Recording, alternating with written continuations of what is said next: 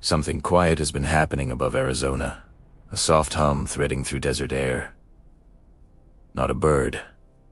Not a plane. A presence, learning the rhythm of the land. They didn't arrive to teach us. They came to discover. One night, the sky breathed with us, and everything we thought was ordinary felt suddenly possible. Something quiet has been happening above Arizona. So quiet that most people never noticed it at all. At first, it was only a soft hum in the early morning air. A faint movement tracing invisible lines across a sky that once felt empty and familiar. But if you looked closely, if you let your eyes linger on the horizon, you could sense a gentle change unfolding. Like the desert was whispering a secret to anyone patient enough to listen. Little shapes drifted overhead, calm and deliberate, gliding between sunlight and silence. They were not birds. They were not planes. They were something new. A presence learning the rhythm of the land, weaving itself into daily life with such softness that it felt almost dreamlike. Some people ignored it. Others grew curious, and a few felt a strange pull, as if the sky was beginning to speak, not loudly, not urgently, but with a quiet invitation. This is the story of that invitation, of how a changing sky began to reshape hearts, hopes, and horizons in ways no one expected. Chapter 1. The sky that began to change. The desert has a way of teaching patience. It moves slowly, breathes slowly, and reveals its secrets only to those who stand still long enough to feel the quiet underneath everything. Some people hear that quiet immediately, like a soft hum behind daily noise. Others pass through their whole lives without noticing it at all. For the longest time, I thought I belonged to the second group. My days were predictable, grounded in small routines and familiar rhythms. I woke before the sun climbed over the dusty ridgeline, brewed the same cup of coffee, listened to the same morning air drifting through the window still, warm, and carrying the faint scent of creosote. Nothing ever seemed to change here, not quickly, at least. But one morning, something felt different, not dramatically, not loudly, just a subtle shift. Like a page turning somewhere far away where I couldn't see. At first, I thought it was the breeze, or maybe the silence felt slightly heavier than usual. But then it happened again the next day. And the next, a sense that something above me was rearranging itself, gently, deliberately, like the sky was taking a slow, thoughtful breath. The first time I heard it, it sounded like nothing at all, almost too quiet to notice. A faint tremble in the air, as soft as a sigh. I looked up instinctively, shading my eyes from the early sun just in time to catch a small silhouette gliding across the pale morning light. Not a bird. Not a plane. Too smooth. Too measured. It moved with an odd kind of certainty, as if following an invisible thread only it could see. I watched it drift until it disappeared behind the horizon, and for reasons I couldn't explain, I felt a strange pull in my chest. Curiosity. Maybe, or the beginning of recognition. Most people went on with their mornings without lifting their gaze. A few stepped out to fetch their newspapers or start their cars, completely unaware that anything unusual had passed overhead. If I told someone what I'd seen, they would have shrugged and said, "Oh, one of those new drones. Maybe. Maybe." But something in me whispered otherwise. It wasn't the machine itself that unsettled me. It was the feeling that the sky had changed around it, as if making room for something new. Something that didn't belong to the world I thought I understood, yet wasn't entirely foreign either. Days passed. The shape returned. Then, another. Sometimes they flew alone, sometimes in small groups, like quiet travelers following a map hidden inside the desert wind. They weren't loud or intrusive. They didn't rush. They simply existed, purposeful, unbothered, strangely graceful. Soon I began waking earlier than usual, stepping outside just to watch the sky. And every morning, the sky offered a new clue, a new slow-shifting pattern. Some mornings the silhouettes came from the east, gliding through golden dawn. Other times, they appeared low on the horizon, emerging like small, thoughtful messengers. They never stayed long, but their presence lingered long after they vanished. I couldn't tell anyone how it made me feel. Not exactly. It wasn't fear. It wasn't excitement. It was something in between. A quiet stirring, like the world was humming a secret melody I was only beginning to hear. As the weeks stretched on, that hum began showing up in other moments too. I'd be walking along the dry riverbed at dusk, and a faint vibration would ripple through the still twilight air. Or I'd be sitting on my porch during the soft hour between afternoon heat and evening got calm, and a shadow would glide overhead, so lightly that I wouldn't notice until it was almost out of sight. Every time it happened, my heart responded softly, but certainly, it felt familiar.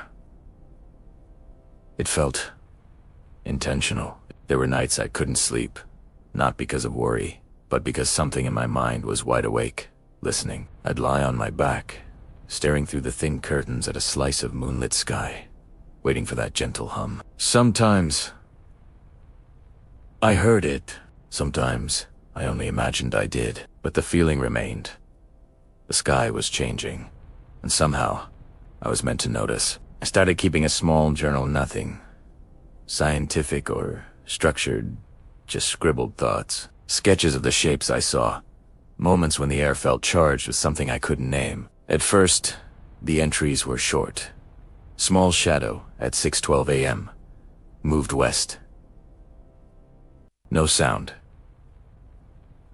Faint hum tonight. Felt like a breath. But soon the pages filled with longer reflections, memories, questions, and a growing sense that my life was slowly being folded into a larger story. I didn't know what kind of story yet. I only knew it felt bigger than me. So many mornings, I walked down the narrow dirt road leading toward the open desert, where the land spreads out like an endless canvas. The sun always rose differently. There, softer, cleaner, less rushed. I'd sit on a weathered rock and watch the faint trails the machines left behind. Not exhaust or contrails, just subtle shifts in the light, like brushstrokes across the sky. They were patterns I couldn't quite decipher, but they tugged at my attention all the same. The desert seems empty to most people, just sand, rock, mesquite, and sky. But when you spend enough time with it, you learn that emptiness is an illusion. The land is full of listening, and lately, it felt like the sky was listening too. One afternoon, a storm gathered in the distance, the kind that rolls slowly across the horizon with deep gray clouds and a promise of rare desert rain. The light dimmed, the wind cooled, and the world took on that quiet stillness only storms can create.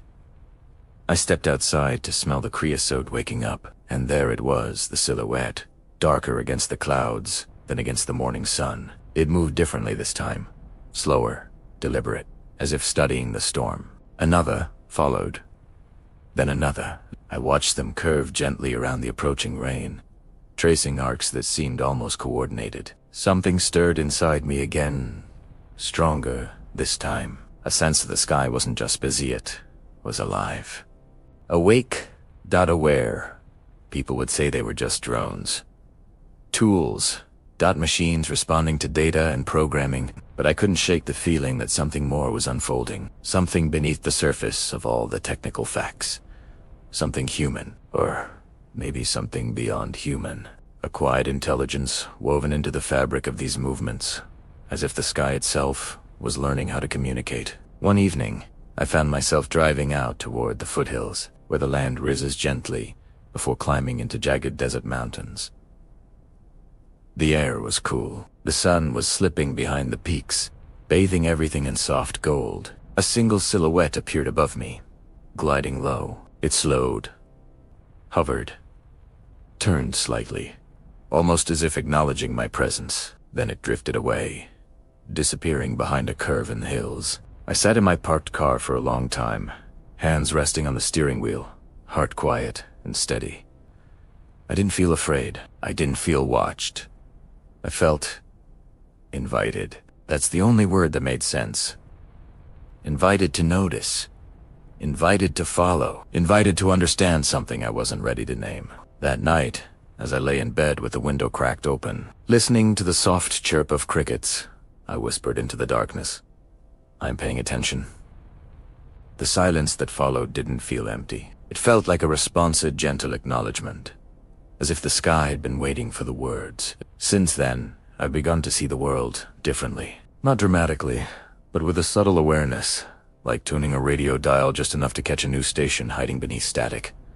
The silhouettes in the sky are only the beginning, a small hint of something unfolding, shaping itself one quiet morning at a time. The change is slow, patient, and intentional, and I know now that whatever is happening above us is not accidental. The sky is shifting. The future is forming, and somehow I'm standing at the edge of it. Sometimes change doesn't arrive with thunder. Sometimes it comes as a whisper carried on morning light, and that whisper was only the beginning of what the desert was ready to reveal. Chapter 2. Whispers over the desert. The desert is not a place of sudden revelations. It speaks in slow shifts, long pauses, and signs that appear only when you've learned to look past the obvious. I didn't understand that truth until the mornings began whispering too meek-wily, patiently long before the rest of the world opened its eyes. It started with the faint hum I'd heard that first week, a sound so soft you could mistake it for a daydream. But once you notice something subtle, you begin noticing more. The way the air trembles a little, the way the light bends ever so slightly, the way a shape passes overhead, not with noise, but with intention. Like a quiet thought brushing against your awareness. So many mornings, the ombre arrived before I even stepped outside. I'd wake with the uneasy certainty that something had moved through the sky while I slept, leaving behind a residue of presence, like a faint echo stretched thin across dawn. I would lie there for a moment, listening, trying to decide if the feeling was real or a lingering dream. Then I would hear it, the softest ripple of sound, a vibration threading through the air like a whispered note. Not mechanical, not natural, something in between.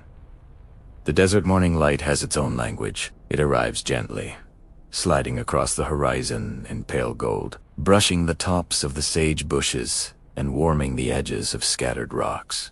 But lately, the light seemed to shimmer differently, as though something unseen had passed through it moments before I woke. I found myself stepping outside earlier and earlier, before the coffee brewed, before birds stirred, before the sun gathered enough fire to color the land. I would stand barefoot on the cool earth, watching the endless stretch of sky where desert blue meets desert silence. Sometimes nothing happened. Sometimes a single silhouette drifted by small, deliberate. And sometimes the entire sky felt alive with subtle motion, as though invisible currents were carrying quiet travelers across vast, open space. They never rushed. They never faltered. They simply moved, as if following a rhythm I could not hear. One morning, a thin mist hung above the ground, rare for the desert, almost ethereal. As the sun rose, the mist began to glow, turning pale silver at the edges. Through that glow, 3 shapes appeared, gliding low and slow, their outlines blurred by the drifting haze. They looked like shadows swimming in light. I watched them, mesmerized. Their movement was so synchronized, so gentle, that it reminded me of birds migrating in perfect formation. But these weren't birds. They didn't flap or dip or weave. They floated with steady intention, like thoughts drifting through a quiet mind. They passed above me, silent and certain. For a moment, their shadows touched the ground near my feet, soft, elongated shapes sliding across sand and stone like celestial brushstrokes. I felt a small shiver, not of fear, but of recognition. A feeling as if the sky was painting something larger than I could interpret. When the shapes disappeared into the warming light, I realized I had been holding my breath. The silence that followed was heavy, expectant, as though the world had paused to absorb what I had just witnessed. As days passed, patterns began to form, not just in the sky, but in the way I experienced the world around me. The silhouettes didn't appear randomly. They followed certain times, certain moods in the air. Morning, calm. Evening, hush. Before storms, after heat waves. Their presence seemed tied to the desert itself, responding to its quiet rhythms. Even the animals seemed aware. Birds would fall silent a moment before a shape passed overhead. Coyotes, usually indifferent to the sky, would pause mid. Even the wind felt different, brushing my skin with a strange, knowing coolness whenever one of those sky travelers appeared. It was as though the whole desert paused.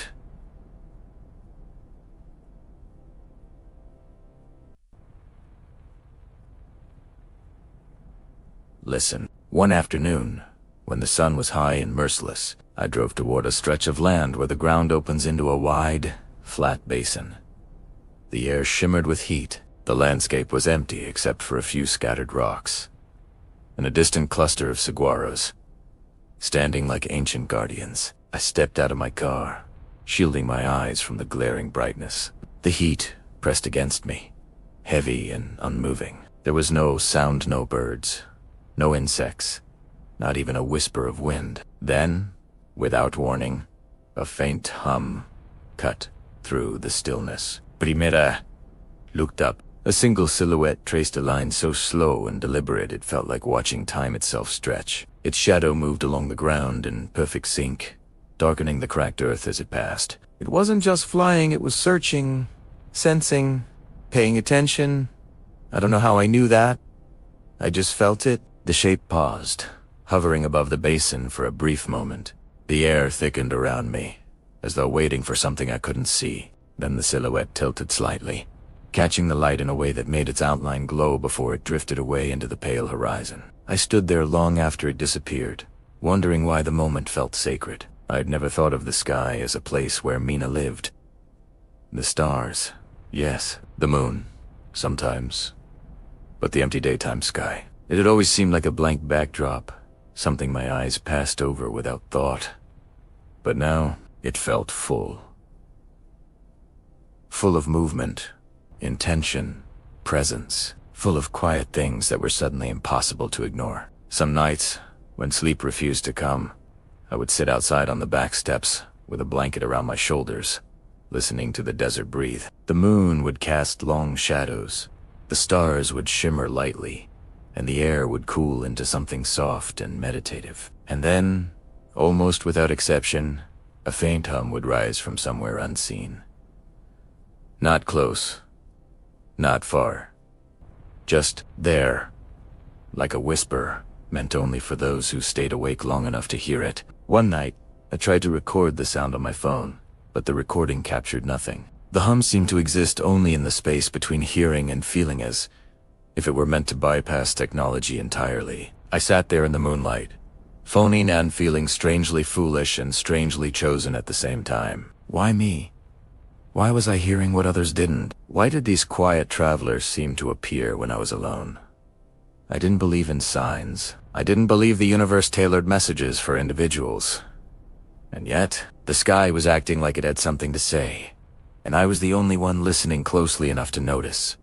One particularly quiet evening, when even the distant highway felt silent, a shape passed so low above my home that I felt the air shift around me. I looked up, expecting to see a plane. Instead, I saw a soft glow, outlining a silhouette nothing bright. Nothing alarming, just a subtle luminescence like moonlight clinging to metal. It hovered for a heartbeat, just one. And in that heartbeat, I felt something unmistakable. Acknowledgement, as if the traveler above me had paused simply to say, "I see you, too." 10 it rose, drifting higher and higher until it became a quiet star moving across the night. After that moment, everything changed. Not dramatically. Not suddenly, but in the same gentle way the story had begun, slow, tender, and filled with subtle signs. I started hearing the hum even when nothing was overhead. I started waking moments before a silhouette appeared, as if my body already knew when it was coming. I started noticing the way the desert air shifted before each arrival, like the land itself was preparing to receive something meaningful. The shapes in the sky were no longer strange to me. They felt familiar now. Comforting, even. Like companions passing through a world they understood far better than I did. And slowly, a thought began to take shape inside me, soft at first, then more insistent. Maybe these travelers weren't here by accident. Maybe the sky wasn't changing randomly. Maybe something larger, something old and patient and wise, was beginning to reveal itself through these silent movements. I didn't know what that something was. Not yet. But every morning, when the first hum brushed against the horizon, I felt the same quiet truth settle deeper into my chest. The sky was whispering, and I was finally learning how to listen. And listening would soon lead me to see patterns I never imagined were hidden above me. Chapter 3. The unseen network awakens. There's a moment quiet, almost unnoticeable when curiosity becomes awareness. It doesn't arrive loudly or suddenly. It doesn't demand attention. Instead, it settles into your life the way dawn settles over the horizon. Softly, gradually. And before you realize it, everything looks different in the light. For weeks, I had been watching the sky without understanding exactly what I was searching for. I thought I was simply tracking shapes, listening for faint hums, collecting small signs that something unusual was moving through the air. But slowly, a deeper truth began to drift toward me, subtle as desert wind. The silhouettes were not random. The movements were not separate. There was a pattern unfolding above me, an unseen network, awakening in slow, deliberate waves. It started with the way certain shapes followed identical paths at the same times each day. A traveler in the early morning, tracing a clean arc from east to west. Another in the late afternoon, carving a slow, elegant curve along the northern ridge. And sometimes, 3 or 4 drifting through different corners of the sky, as if connected by an invisible thread. I didn't know how I knew their paths were connected. I simply felt it like recognizing a melody even when you've only heard scattered notes. One morning, I stepped outside before sunrise, wrapped in a soft sweater to protect myself from the desert chill. The sky was still a navy blue, sprinkled with fading stars, and the horizon glowed faintly with the first hint of approaching light. And there it was. A silhouette rose from the distance, gliding into view with the slow confidence I had come to recognize.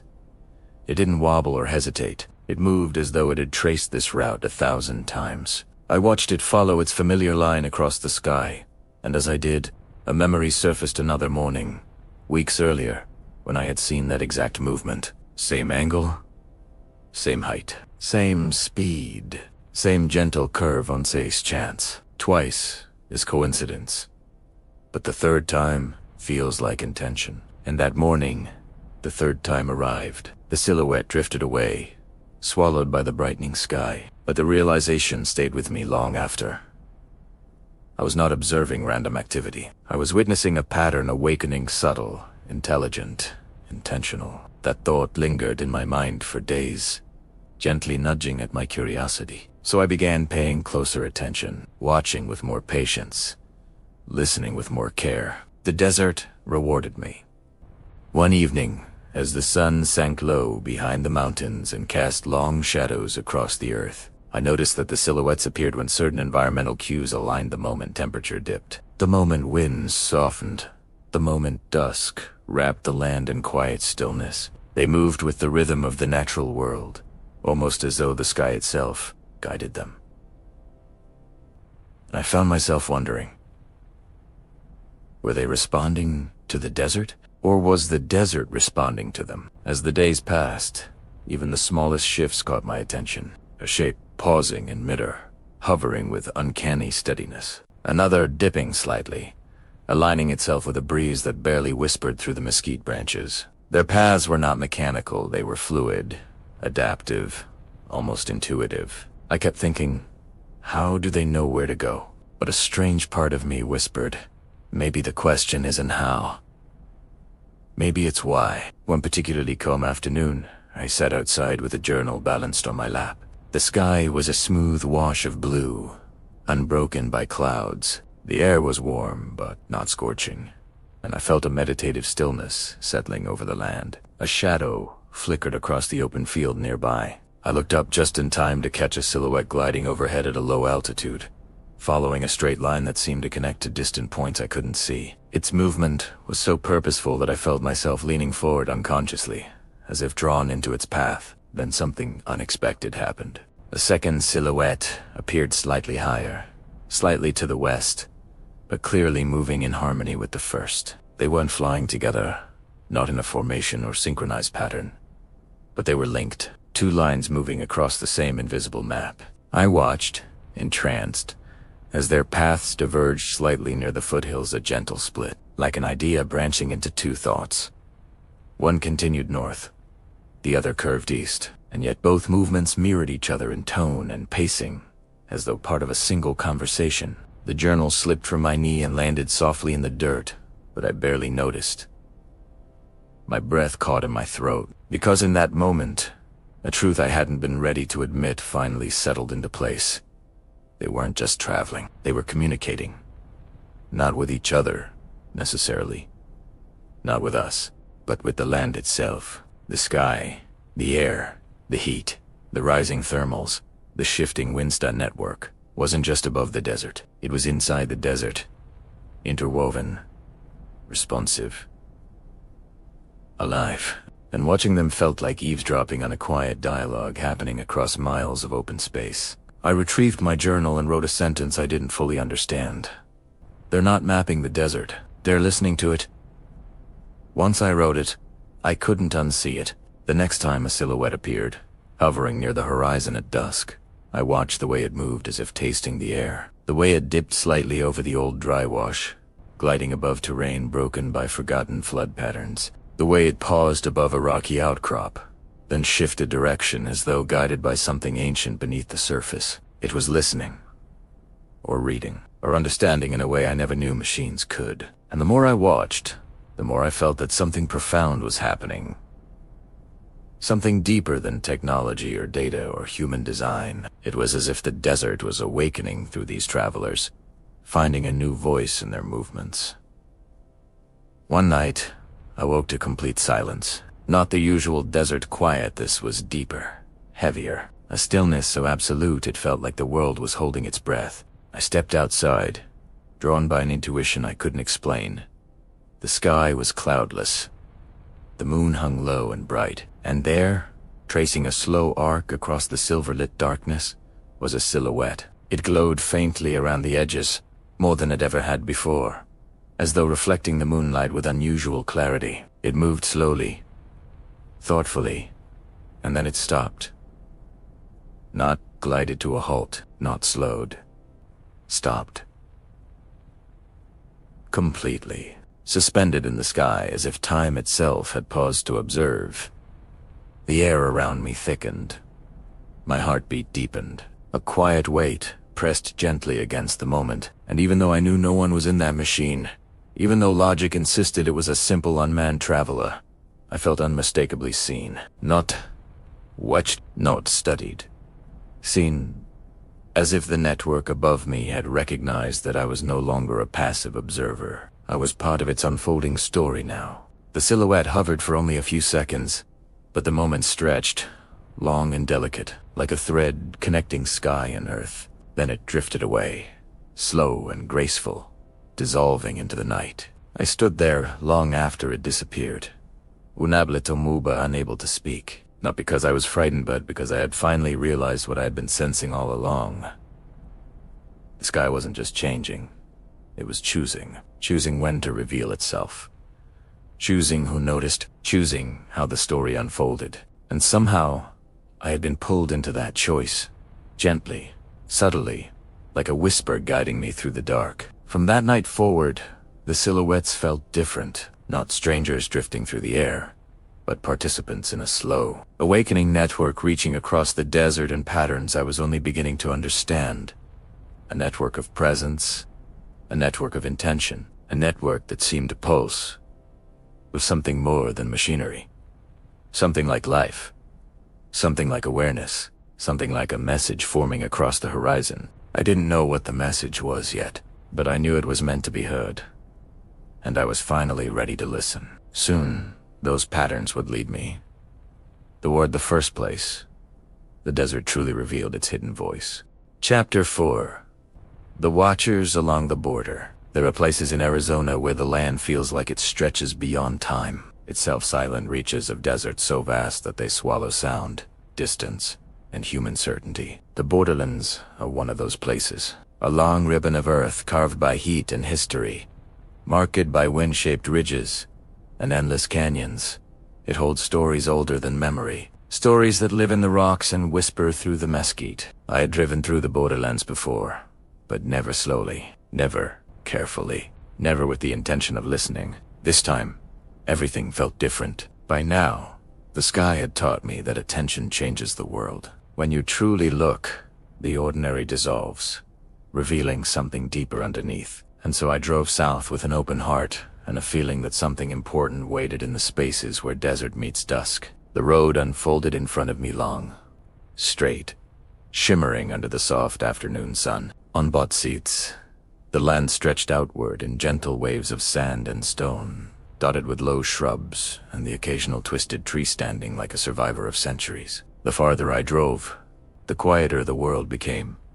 It wasn't silence exactly. It was a kind of vastness that made every sound feel small. The wind brushing against the car, the crunch of gravel under the tires, my own breath, and beneath all of it, a faint hum so familiar now that I no longer questioned whether it was real. When I reached a small overlook perched above a wide valley, I stepped out of the car and let the desert air wrap around me. Warm, dry, woven with dust and the distant scent of chaparral. The sky was a soft gradient from blue to gold, the sun just beginning its slow descent toward the far mountain line. That's when I heard it. Not the hum this time. A deeper sound, a resonance that seemed to rise from the valley itself, vibrating gently through the warm air. I walked to the edge of the overlook, heart steady, eyes scanning the open expanse below. Two silhouettes glided into view. They moved low across the valley floor, their shapes dark against the sun's last light. They traveled with a purpose I felt before I understood. Their lines were familiar smooth, steady, confident, but there was something different about the way they moved here, in this ancient stretch of borderland. They weren't just following paths. They were watching. The valley below was rugged and uneven, carved by time, shaped by centuries of erosion. Shadows pooled between jagged cliffs and winding around. The silhouettes skimmed above those shadows with patient precision, as if they knew the contours of the land intimately. I watched as they swept over the terrain, their sensors turning gently like attentive eyes. They weren't searching for anything threatening, at least that's not what I felt. Their movement carried a kind of quiet vigilance, a protective rhythm, like guardians keeping watch over a story unfolding beneath them. The wind whispered around me as I leaned against the railing, absorbing the moment. The land felt alive. Every ridge, every shadowed canyon, every hidden pocket of earth seemed to hold its breath as the watchers passed overhead. The desert has a way of holding memory, and the watchers seemed to be reading it. One of the silhouettes tilted slightly, aligning itself with a narrow ravine that cut across the valley floor. The other curved outward, tracing the line of distant foothills. Their movements were different from what I'd observed near my home. There, the patterns had been gentle, exploratory, curious. Here, the movements carried purpose like a ritual repeated countless times. A part of me wondered who had programmed them, who had charted these unfailing routes across such harsh terrain. But another part of me, the part that had learned to listen to the sky, felt that their purpose transcended human intention. They were not only gathering information, they were responding to the land, to its history, to its needs. I stepped back from the overlook and let my gaze travel down the deserted road stretching south. I felt an odd pull and urge to keep going, to see what secrets the border itself held. The watchers drifted further along their paths, growing smaller in the wide expanse of sky. Without fully deciding to, I followed. The road wound deeper into the desert, past scattered boulders and the remains of old ranch fences leaning tiredly against the wind. The light softened into amber, turning the land into a warm, glowing tapestry. Long shadows stretched across the earth, and the temperature dipped, hugging the skin with a cool, pleasant touch. Then the hum returned, soft at first, then rising into a steady vibration that seemed to come not from a single source but from everywhere at once. It filled the air like a gentle chord, subtle, ethereal, impossible to isolate. I slowed the car and stepped out once more. This time, the silhouettes were much closer. 3 of them glided overhead, moving with an elegance that felt almost ceremonial. Their paths formed a loose triangle wide, balanced, intentional. They circled slowly, as if marking an invisible boundary drawn between earth and sky. The desert below them was bathed in the warm glow of sunset, casting everything in hues of copper and rose. The watchers moved in harmony with that light, their outlines glowing faintly like ink brushed across golden paper. I stood beneath them, in awe. It was impossible not to feel the deeper resonance of their presence here. This was a place where countless stories intersected, of people crossing valleys, of agents patrolling unforgiving terrain, of lives lost and found in the vastness of the border. And now, a new kind of presence joined those stories. Quiet, unassuming, attentive. The watchers moved as though listening to the echoes of everything that had happened, hear every footstep, every whisper, every breath carried by the desert wind, and I felt something shift inside me. For the first time, I realized that these travelers weren't simply machines, weren't simply performing their duties. Their movements carried the weight of something larger than surveillance or mapping. They moved like keepers of memory. The sky darkened slowly as twilight unfolded, turning blue into indigo. The watchers drifted higher now, their glow dimming as they rose. Stars began to appear small, pinpricks of silver against the deepening sky. But even as the silhouettes dissolved into the gathering night, the hum lingered. It vibrated through the ground, through the air, through me. A lingering reminder that the watchers were still present, just beyond sight, continuing their quiet journey. As I stood there, a soft wind brushed across my face, carrying with it the scent of desert sage warmed by the day's last heat. The land felt open, vulnerable, honest. The watchers seemed to merge with it, becoming part of its rhythm. I felt suddenly aware of how fragile this place was, how easily overlooked, how deeply misunderstood, and how necessary these silent guardians had become. Not to replace human presence, but to aid Italiano, to aid relieve Italiano, to partner with it to aid. Protect Italiano. A long breath escaped me, slow and steady. I thought of all the people who crossed this land, those seeking something better, those working to keep the borders safe, those who had called this harsh stretch of earth home for generations. Their stories were tangled, difficult, human, and above them moved the watchers, silent, unbiased, unblinking witnesses to every quiet struggle and every quiet hope. The sky seemed to stretch endlessly then, a canvas painted with shadow and starlight. The watchers had faded from sight, but their presence clung to the air, leaving behind a sense of both calm and anticipation. As I turned back toward my car, I felt a curious mix of emotions: wonder, humility, and a growing sense that I was following a trail I didn't fully understand. A trail drawn not on maps, but in the quiet spaces between sky and land, between presence and purpose. When I closed the door and started the engine, the desert night wrapped around me like a gentle embrace,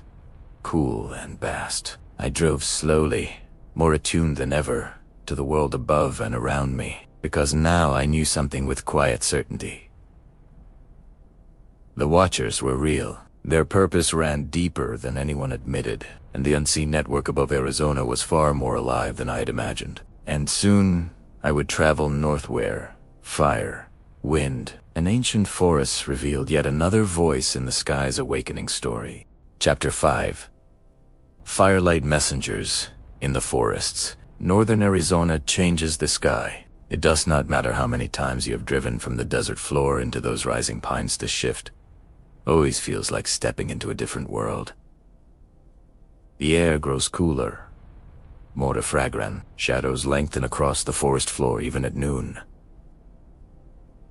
And the silence, it's not the vast, echoing silence of the desert. It's a hushed, watchful quiet, like the trees are listening to your thoughts as you walk beneath them. I had come north after the desert watchers had stirred something deep inside me, a curiosity that no longer felt like simple observation. It felt like a calling and invitation to understand why the sky was awakening piece by piece across different corners of Arizona. The forests seemed like the next chapter the land wanted me to read. The drive into Flagstaff took me through long stretches of pine-covered slopes. Tall ponderosas stood like gentle guardians along the road, their trunks smelling faintly of vanilla in the warm sunlight. The air was cooler here, sweeter, threaded with the soft scent of sap and earth. But beneath that beauty, there was an undercurrent, something simmering just out of sight. The locals had been talking about a fire risk. Too many dry weeks, too many brittle branches.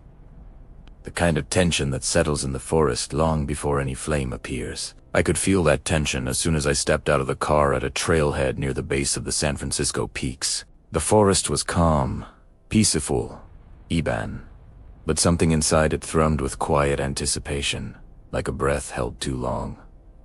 And above that quiet, the hum returned. It was not the soft, distant hum I had heard in the desert.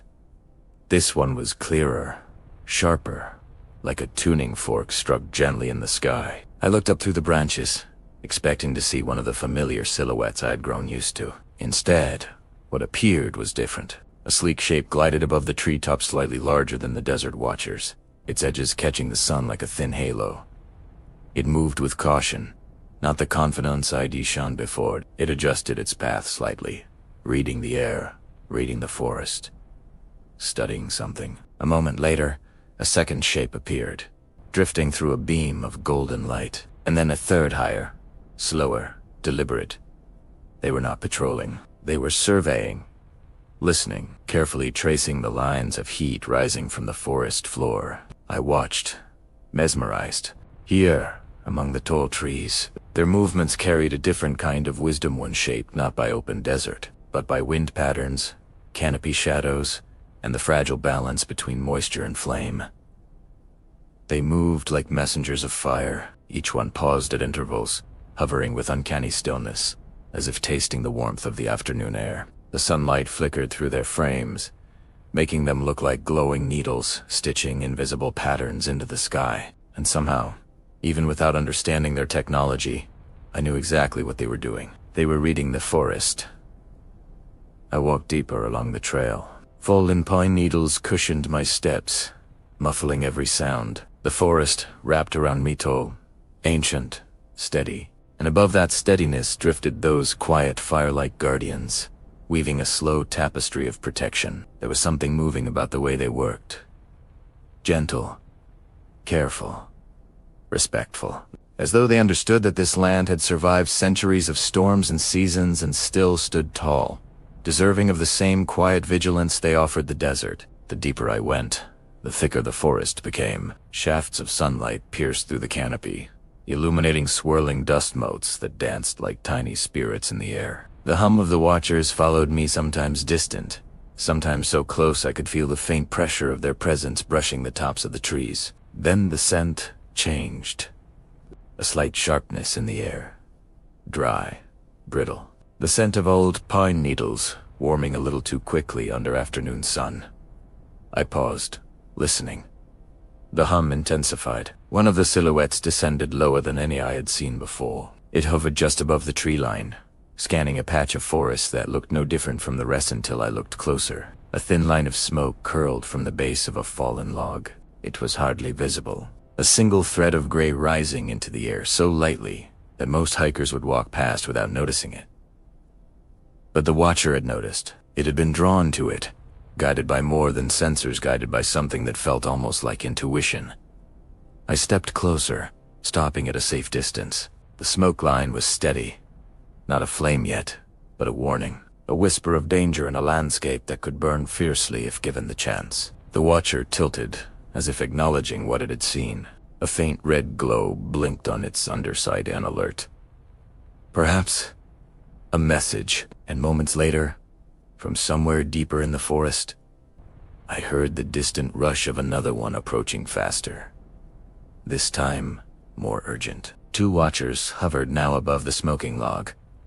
Their movements were quiet, coordinated. They were communicating not in human language, but in a shared awareness, shaped by wind, temperature, and terrain. For a moment, I felt as though I were watching a living system at work. A skyborn intelligence responding to the land's smallest call for help. And then, almost magically, a breeze shifted. The thin thread of smoke wavered and disappeared. The log smoldered silently but did not ignite. The watchers lingered for a long moment, scanning, listening, waiting to see if the forest exhaled danger or relief. When they finally drifted upward, continuing their slow patrol, I felt a softness settle inside me. A gratitude I couldn't quite explain. These sky travelers were not intruders here. They were part of the ecosystem, now caretakers shaped by necessity. As the afternoon deepened, I hiked farther along the trail, drawn by the feeling that the forest held more stories for me to hear. The hum of the watchers faded at times.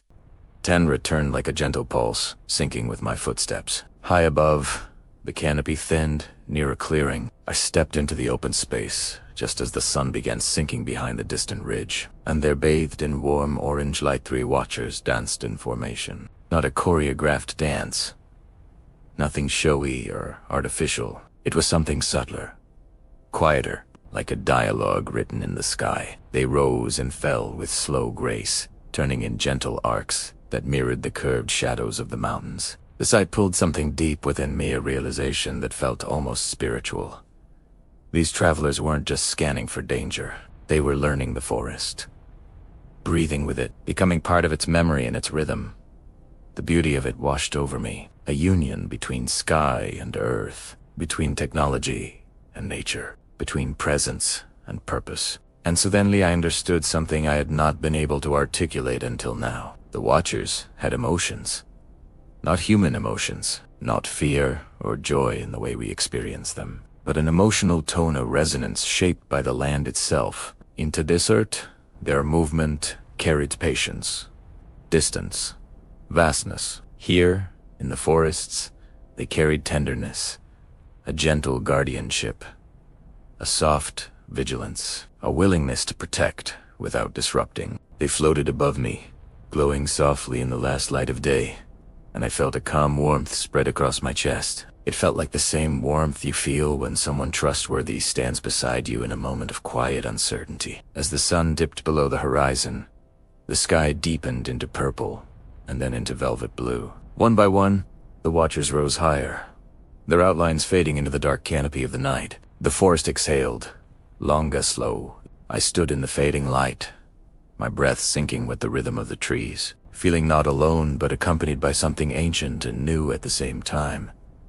Something was awakening, not just above me, within the land, within the entire sky. A network of presence, a network of quiet guardianship, a network that knew the language of fire, of wind, of earth, and was teaching me how to hear it. And soon, as I journeyed back toward the towns below, I would discover how swiftly the sky could respond when human lives depended on moments, not miles. Chapter 6, 90 seconds. To see what matters, cities have their own kind of quiet. It is not the silence of the desert, where sound disappears into the vastness, or the hush of the forests, where every noise feels intentional. Urban quiet is different, subtle, layered, woven beneath the hum of traffic, the murmur of people, the thrum of daily routines. It is a quiet that hides in pauses between footsteps, in the stillness just before a light turns green, in the breath a city takes before the next wave of movement begins. When I returned from the forests, I felt that change immediately. Driving toward the Phoenix Valley, the landscape shifted from pine shadows to sun-baked pavement, from winding trails to wide boulevards, from natural rhythms to human choreography. The skyline shimmered against the heat, and everything felt faster. Cars, lights, voices, even time itself. Especially time. The desert had taught me patience. The forests had taught me intuition.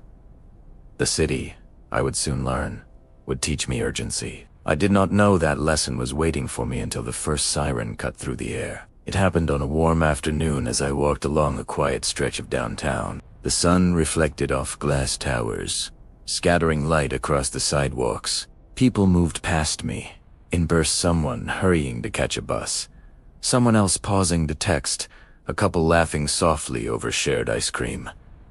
It felt like any ordinary day. Then the siren echoed through the streets, sharp, piercing, but distant. Not close enough to alarm anyone, just close enough to remind the city that emergencies rarely wait. I paused at an intersection, listening as the sound grew louder. But something else happened, a second sound layered beneath the siren, so faint it could have been mistaken for a gust of wind, a familiar fume. My breath caught. I looked up. A small silhouette burst between 2 tall buildings, quick, agile, moving with a confidence I had not seen even in the desert or the forests. It glided above the street, adjusting its position with near-perfect precision, hovering for only a moment before tilting sharply and speeding toward the source of the siren. The city kept moving. Cars flowed through intersections. People crossed streets. Life continued with the casual unawareness of those who have grown used to invisible help. But I stood there, frozen by a strange mix of recognition and wonder. This traveler was different, not slow, not gentle, not listening to the Earth's quiet rhythms. It was responding. Fast, I followed it with my eyes until it disappeared beyond the next row of buildings. The hum lingered for a hot beat, then faded. I did not know what it called it. A crash. A dispute. A medical emergency. The city held a million possibilities, but the Watcher had answered instantly, as if time itself had pulled it forward. I had seen patterns in the desert. I had witnessed guardianship in the forests, but here, even from a single glimpse, I sensed the sky had a new purpose. To see first, to understand first, to arrive first. 90 seconds. That was the number, the stories whispered. A response time almost impossible for a human to match. I kept walking, drawn deeper into the city's pulse. The heat reflected off the pavement, shimmering like water. The buildings towered above me, jagged peaks made of glass and steel. And somewhere up there in that vertical maze, where sunlight tangled between rooftops, the silent network continued to watch.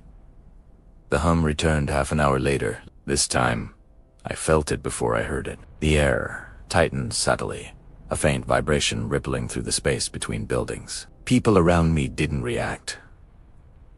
No one turned their head or paused their conversation, but I had grown sensitive to these signs. My body recognized the feeling like an echo returning home. The silhouette appeared above a tall apartment complex, moving smoothly across the sky like ink sliding across paper. It drifted toward a busy boulevard, adjusting its angle to peer downward through its tiny sensors, and then it stopped.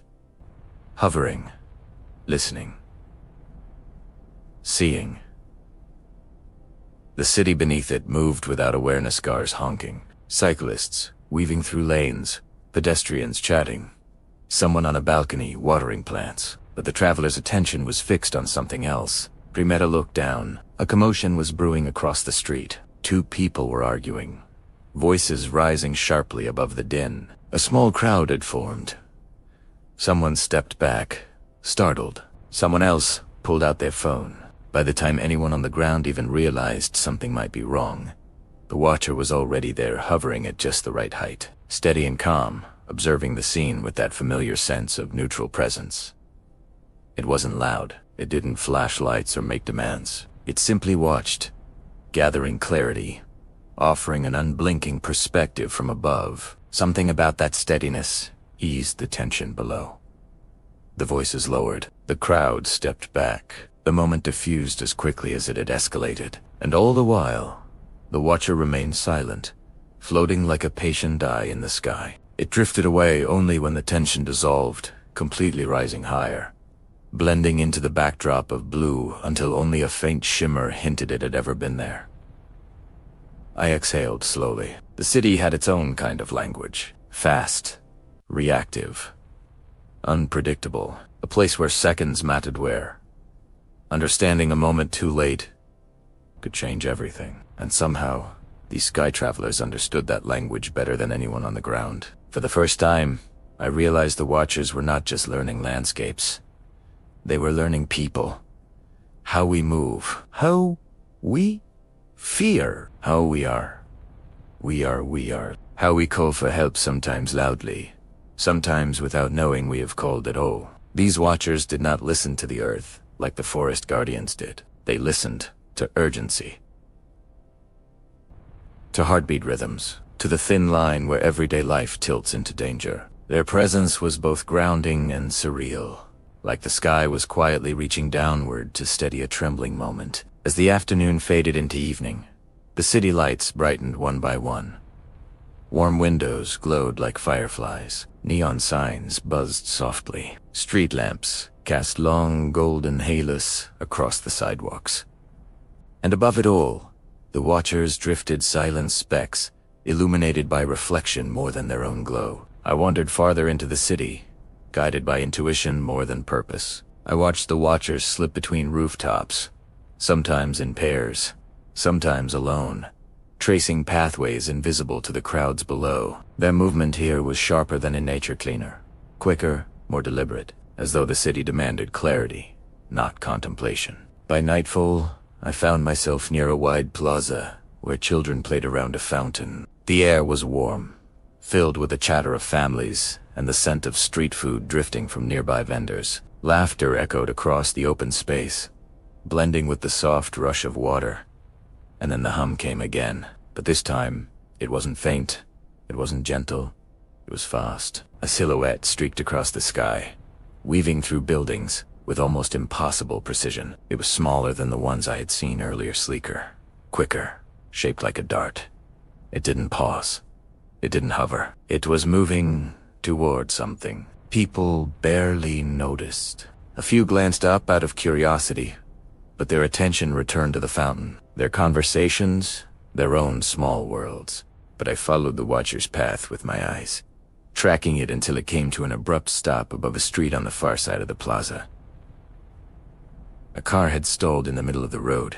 Traffic built behind it. A woman stood by the open door, waving helplessly as vehicles maneuvered awkwardly around her. A stressful moment.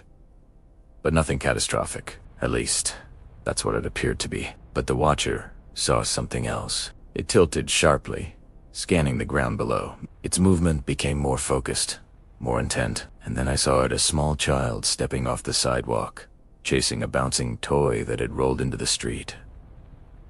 The mother had not seen. No one had, but the watcher had. In an instant, it flicked on a soft warning lighter. Gentle downward beam, not blinding, not startling.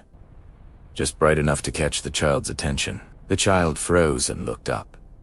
The mother turned. The danger passed before it had fully formed. The watcher drifted away, mission completed, leaving behind a moment so quietly miraculous that no one spoke of it. It was absorbed into the city's rhythm, into the countless near misses that never make headlines. But I had witnessed it, and something inside me shifted. This was not just observation. This was not just data. This was not even guardianship in the traditional sense. It was presence. The city's eyes, the city's reflexes, the city's awareness extended beyond the ground into the sky. I stayed in the plaza long after the lights dimmed. The watchers continued their quiet choreography above me, moving through the night with unwavering attention, not intrusive, never invasive. Simply watching, simply ready. 90 seconds. That's all it took for them to see what mattered, what humans often missed until it was too late. And for the first time, I felt the hidden network in its fullest shape, not as separate travelers scattered across different landscapes, but as a single, interconnected being.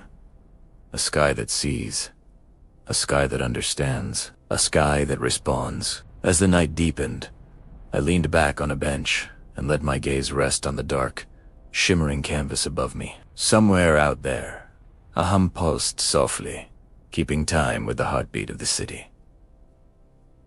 The watchers were not just tools anymore, not in my eyes, not after everything I'd seen. They were part of us, and we were part of them. And soon, the quiet fields of the Southwest would show me how the sky could nurture life just as gently as it protected it. Chapter 7. Fields that listen to the sky.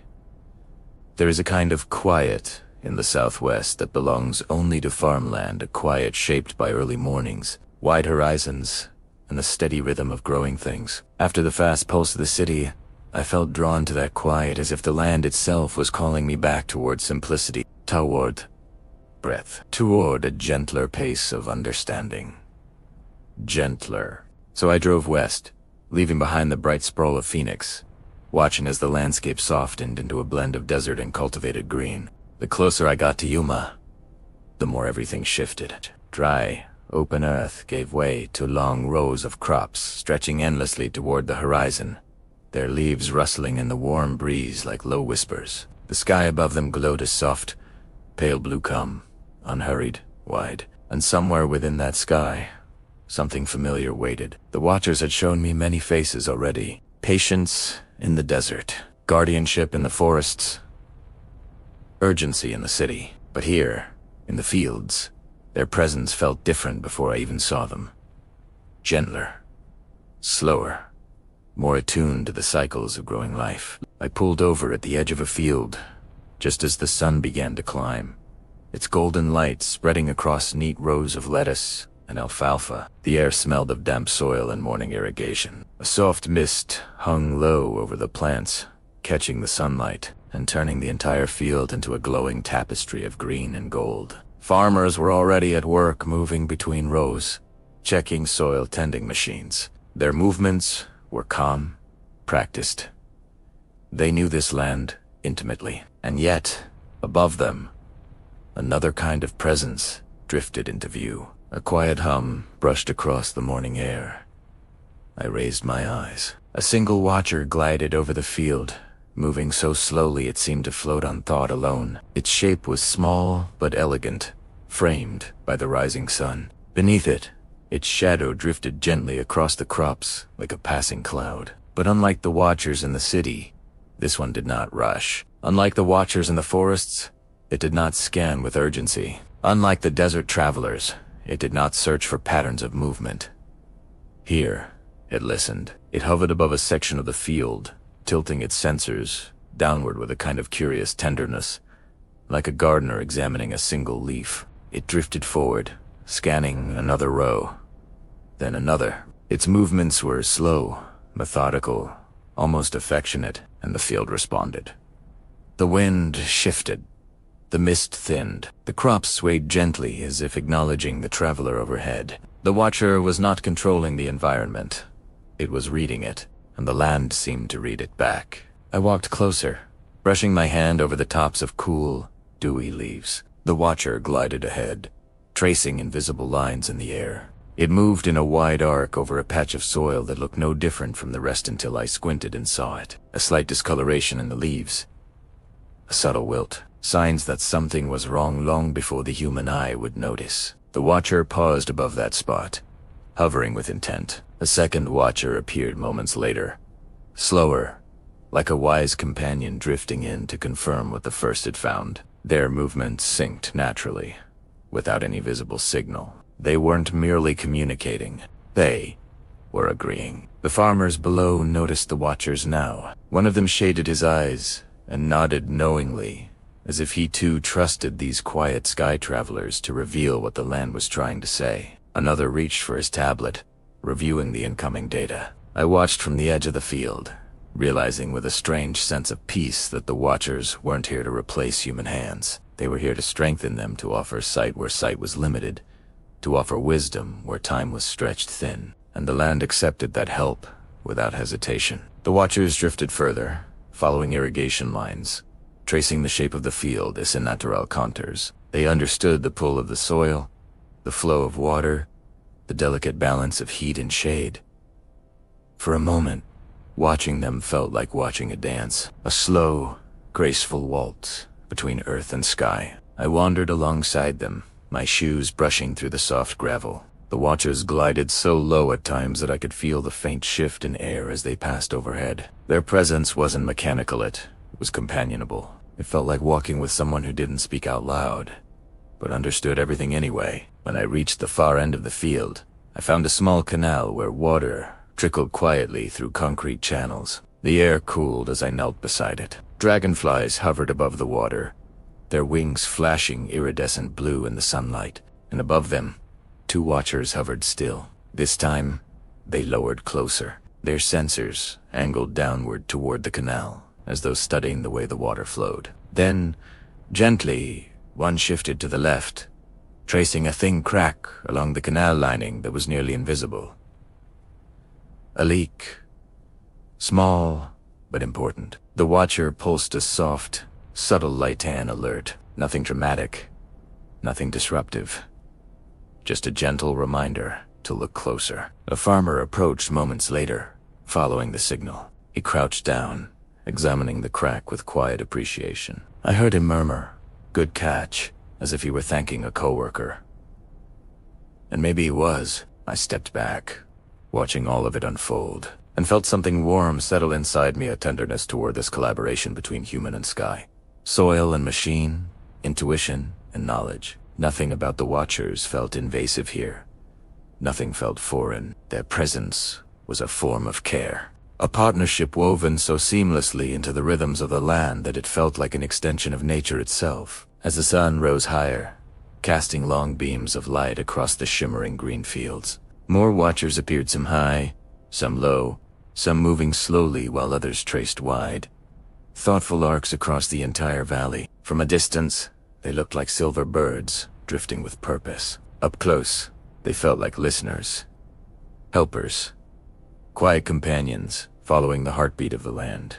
I found myself sitting at the base of an old irrigation pipe, letting the warm earth steady my thoughts. The watchers moved in and out of view, each one gliding with the grace of something designed not just to function, but to harmonize. It struck me suddenly that the network wasn't only learning landscapes. It was not only learning people. It was learning life itself, and life whether in the desert, the forests, the city, or these gentle fields was speaking back. Not in words, not in signals, but in the quiet ways the world reveals its needs. A shift in temperature, a change in moisture, a wilted leaf, a rising flame, a frightened child stepping into a street, a shadow on the horizon. The watchers understood all of it, not perfectly, not infallibly, but with a sensitivity that felt almost alive. As the afternoon approached, the watchers gathered into a loose formation above the western fields, catching the sunlight along their frames. Their shadows stretched across the crops like long, thin fingers of light. The farmers below paused to watch them. I did too. A soft breeze rustled through the alfalfa. The sky glowed a gentle white blue. Birds circled lazily, unbothered by the travelers drifting above. It felt peaceful, balanced, right. The watchers did not feel like technology anymore. They felt like a new species of skyborn caretakers, not replacing nature, enhancing it. And in that moment, I understood something that made my heart quiet and full. The fields weren't listening to the sky. The sky was listening to the fields. And through the watchers, it heard. And soon, I would learn that even the hardest landscape, stone, steel, and raw earth held whispers the sky was learning to hear. Chapter 8. Stone, steel, and the whisper beneath the earth. There are landscapes that feel alive on the surface, lushed fields, green forests, winding deserts. And then there are places where life runs deeper, places where meaning hides beneath layers of stone and steel, where the earth speaks in vibrations rather than colors, in warmth rather than wind, in subtle pressure rather than song.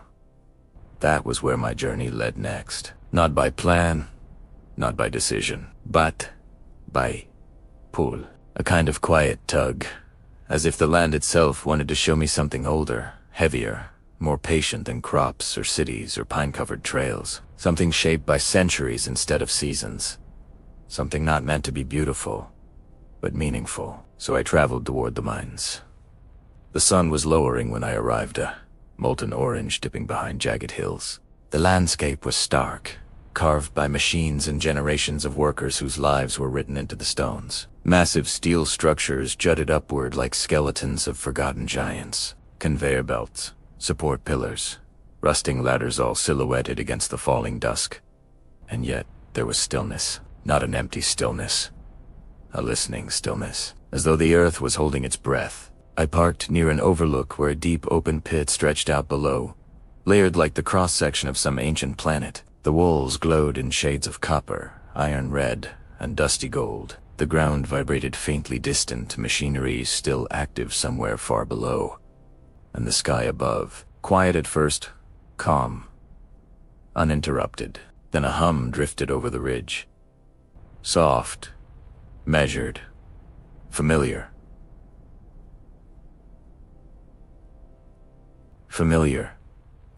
A watcher appeared, gliding from the horizon with a slow, deliberate descent. Its silhouette looked smaller against the towering mining equipment, but its presence was unmistakable. Another followed behind it.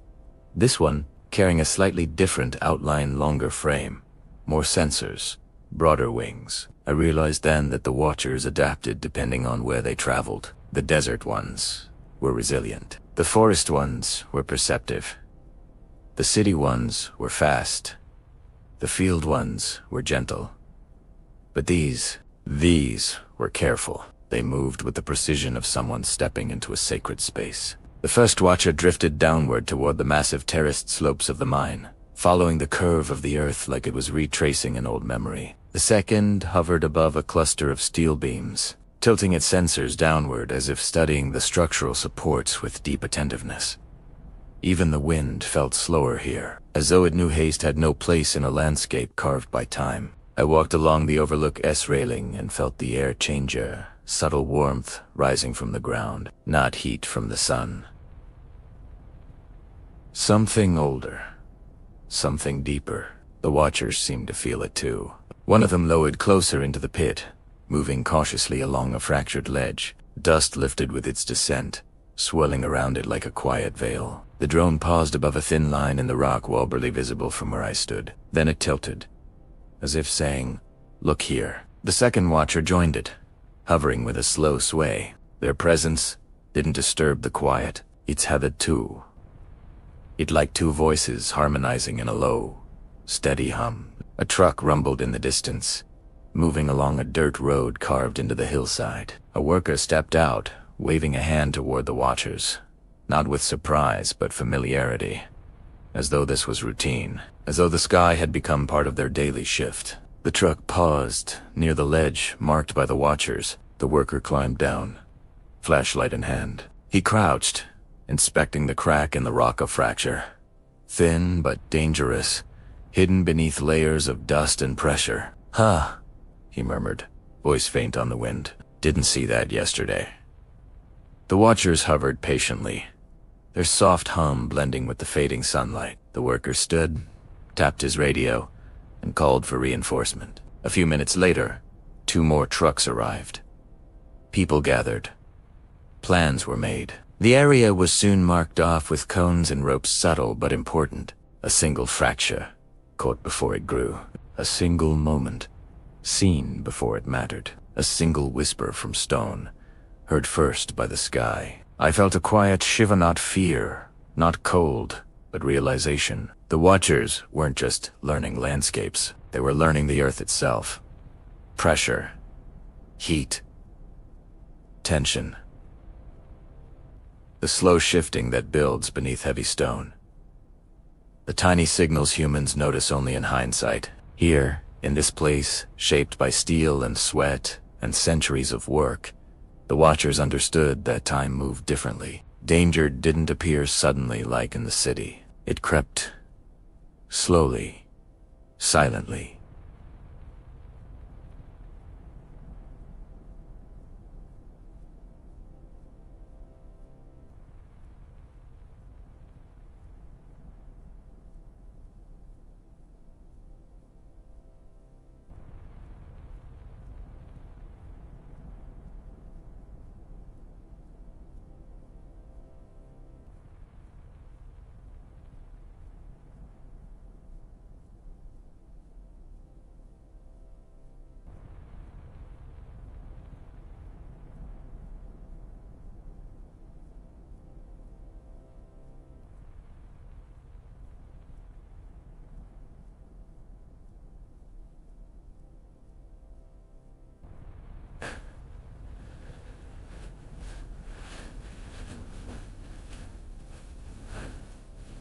The watchers didn't wait.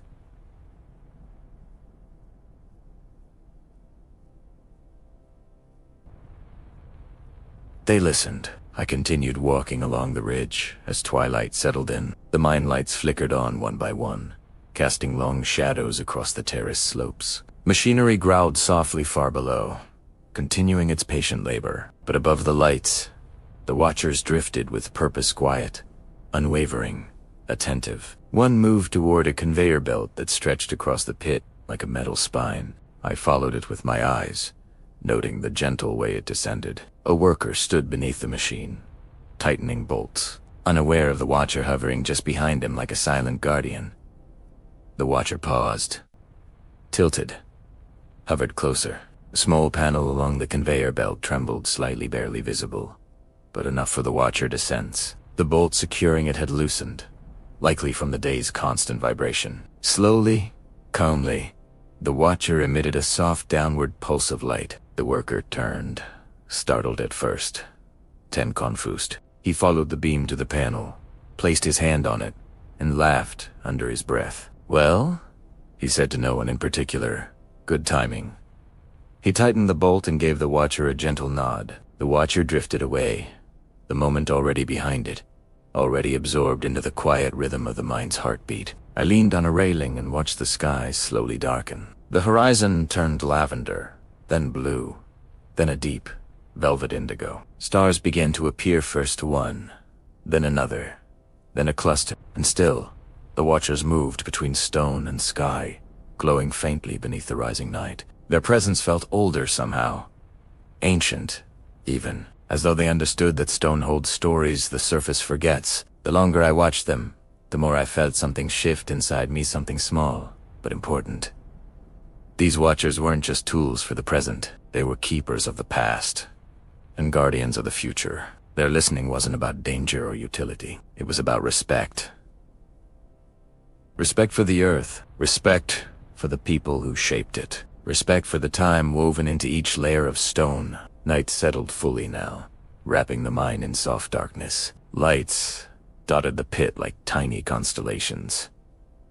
The steel beams gleamed faintly under the moonlight, and above it all, the watchers floated, silent outlines against a sky full of stars. I closed my eyes for a moment, letting the night wind brush against my face. The air was warm, carrying the sense of dust, metal, and distant rain, and beneath all of it, a hum.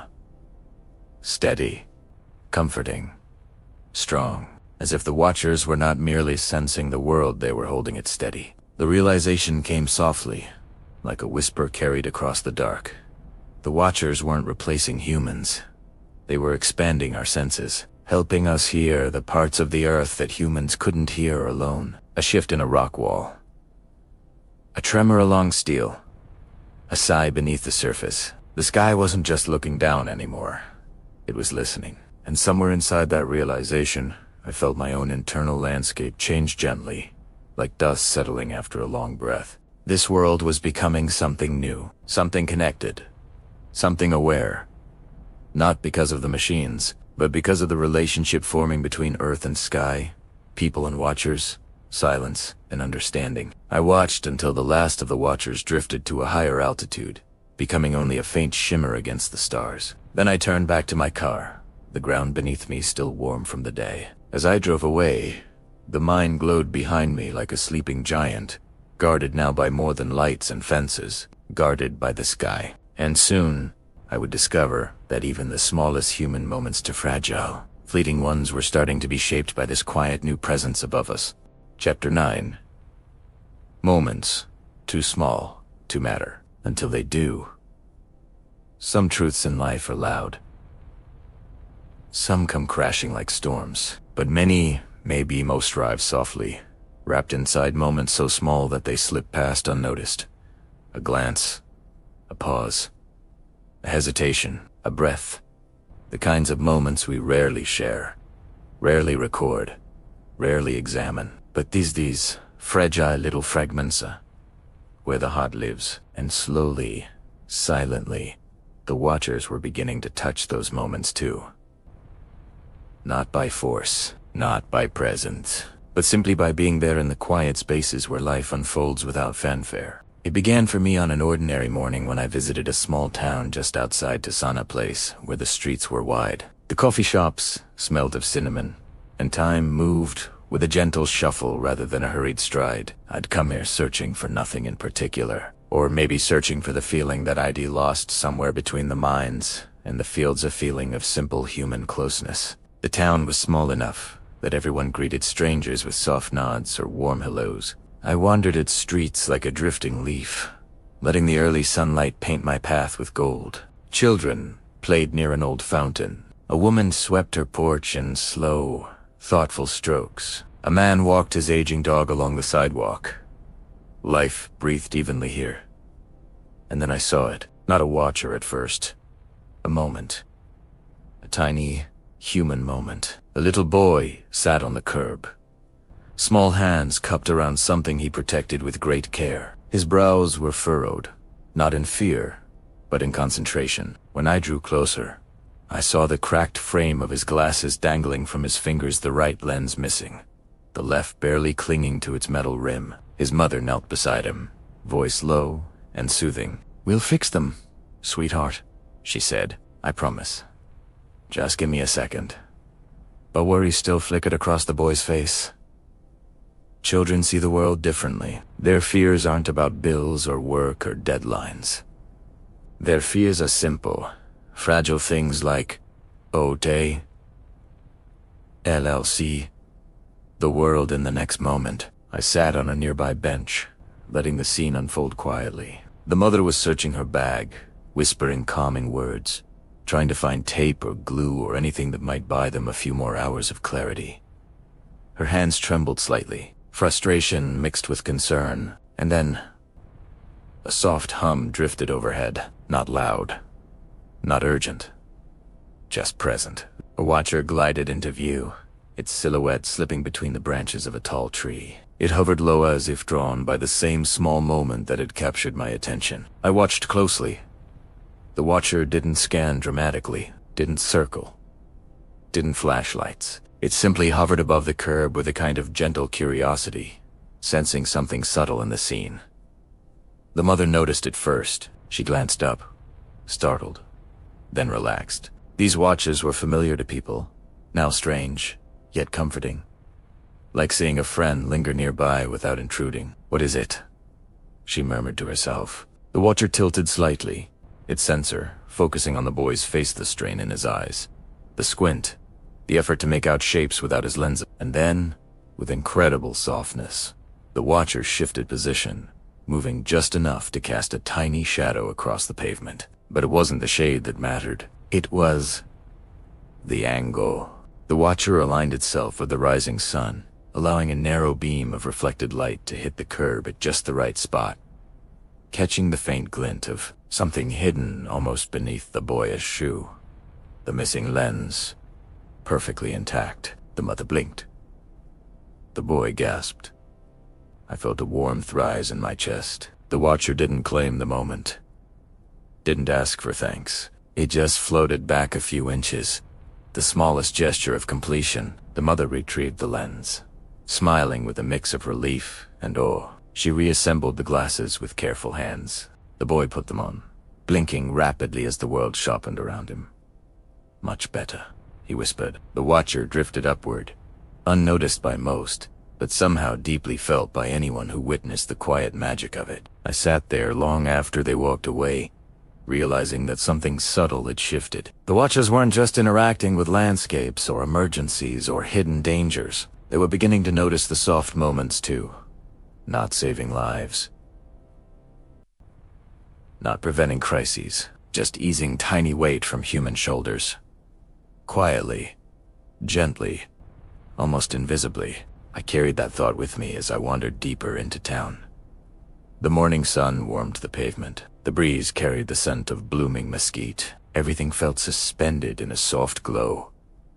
Then I saw another moment. An elderly man stood in front of the small local grocery store, leaning heavily on his cane. He gazed at the sidewalk, frowning. The strap of his grocery bag had torn, spilling apples across the concrete. He bent slowly, unsteady, trying to gather them. And there it was again, that hum, soft as a sigh, present as a heartbeat.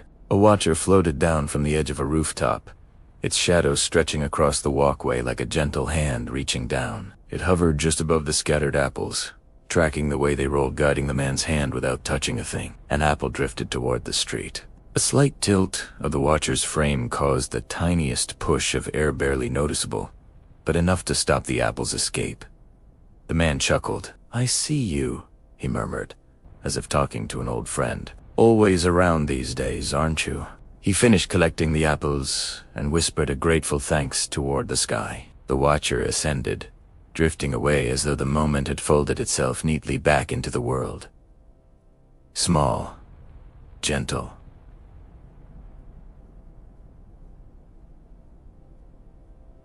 beautiful.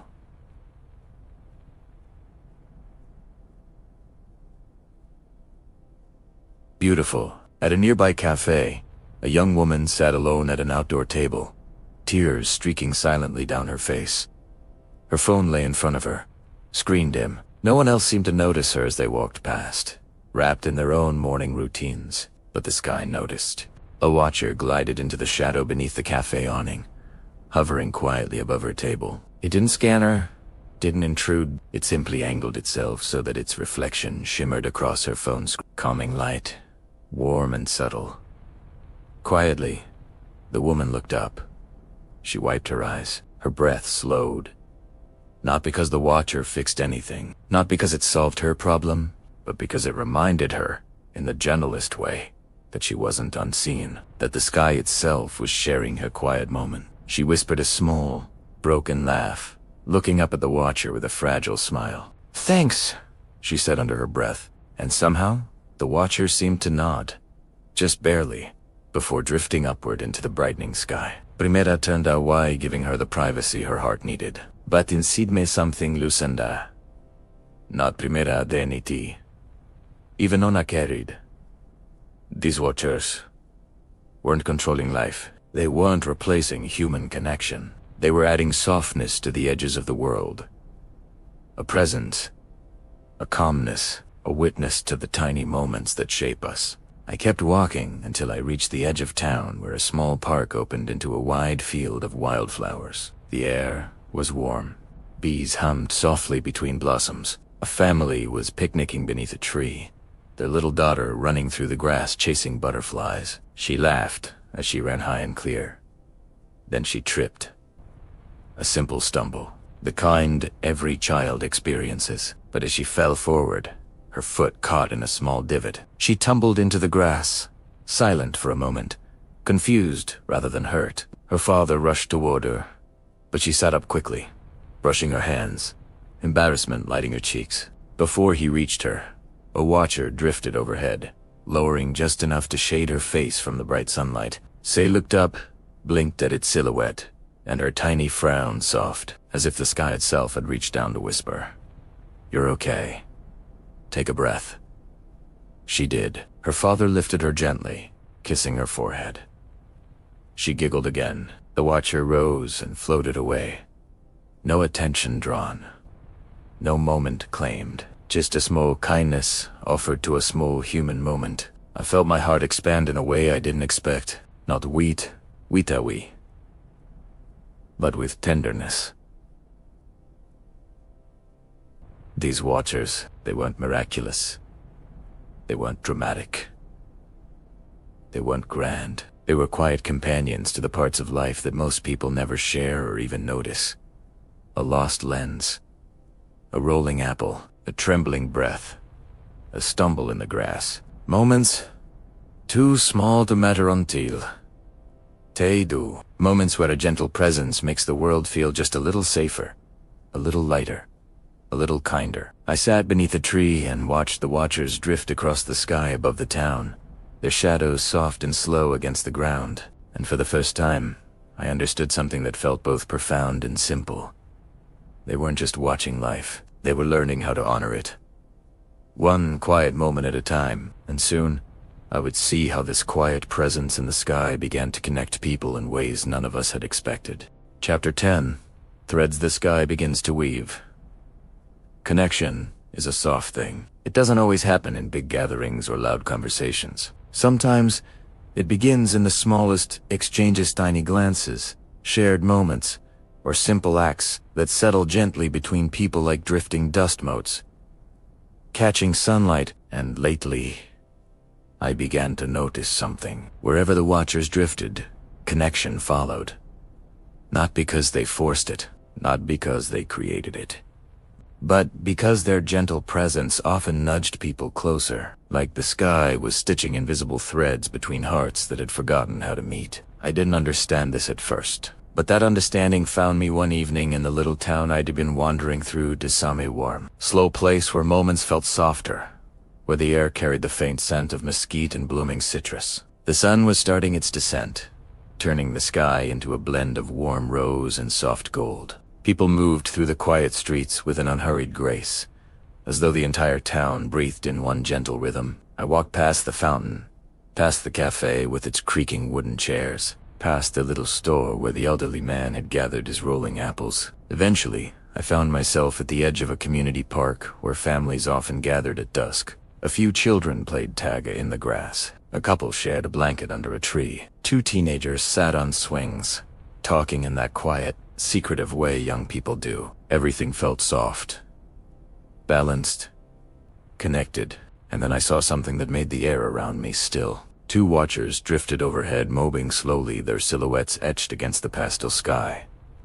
They weren't scanning, they weren't darting. They drifted with the ease of leaves floating on a calm pond. Their presence didn't draw attention, yet somehow, people responded to them without fully realizing it. The children paused in their game, following the watchers with their eyes. The teenagers on the swings stopped talking for a moment, rocking gently as they watched the sky. The couple beneath the tree leaned closer, sharing a quiet smile. The watchers weren't commanding attention, they were offering a shared moment. And people, without thinking, shared it. I found a bench near a winding path and sank into its wooden slats. The air was cool, the breeze soft. The evening birds had begun their gentle chorus, and overhead, the watchers floated as if keeping time with the world's slowing heartbeat. That was when an older woman joined me on the bench. She wore a wide-brimmed hat and a soft beige sweater, her eyes warm with a kindness that felt familiar somehow. "Beautiful evening," she said. I nodded. "It is." She followed my gaze upward. "It's funny," she continued softly, "how they make people notice the sky again." Her words caught something inside me. I turned slightly toward her. "You feel that too?" "Oh, absolutely." She smiled, lines gathering gently around her eyes. "People used to walk with their heads down. You know, eyes on their phones, shoulders tight, minds elsewhere. But ever since those little things started drifting around," she gestured elegantly toward the watchers. "It's like the sky found its way back into our lives." I hadn't realized it until she said it, but it was true. People looked up more now.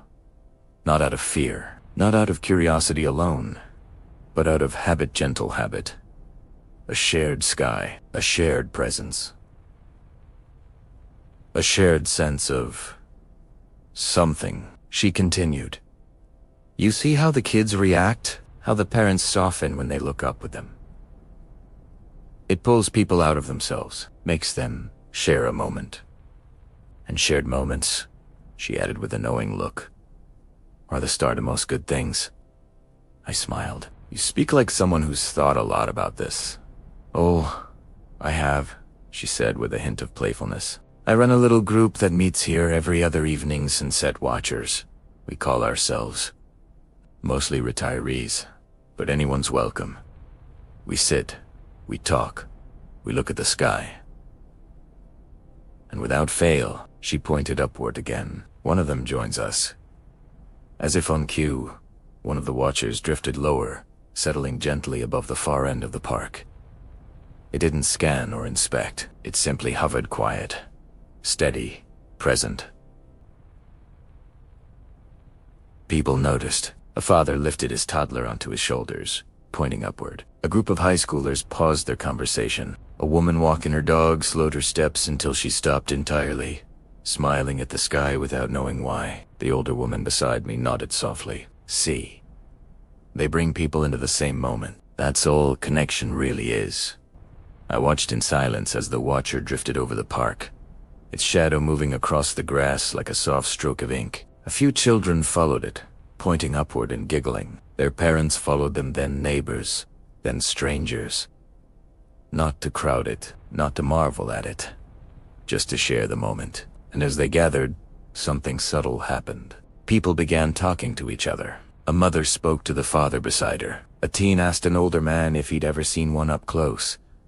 A woman complimented another's dog. 2 strangers realized they lived on the same street. The watchers weren't doing anything spectacular. They were simply existing in a way that softened the air between people. I leaned back on the bench, feeling the older woman's presence beside me like a comforting warmth. "When did you first notice this?" "Primera, ask it, here," she chuckled lightly. First day, one appeared here. It hovered near the playground for a full 5 minutes. All the parents came over to make sure everything was fine, and once they realized it was just watching, they began talking, laughing, sharing stories. I hadn't seen that much connection in one place in years. "And the Watcher?" I asked.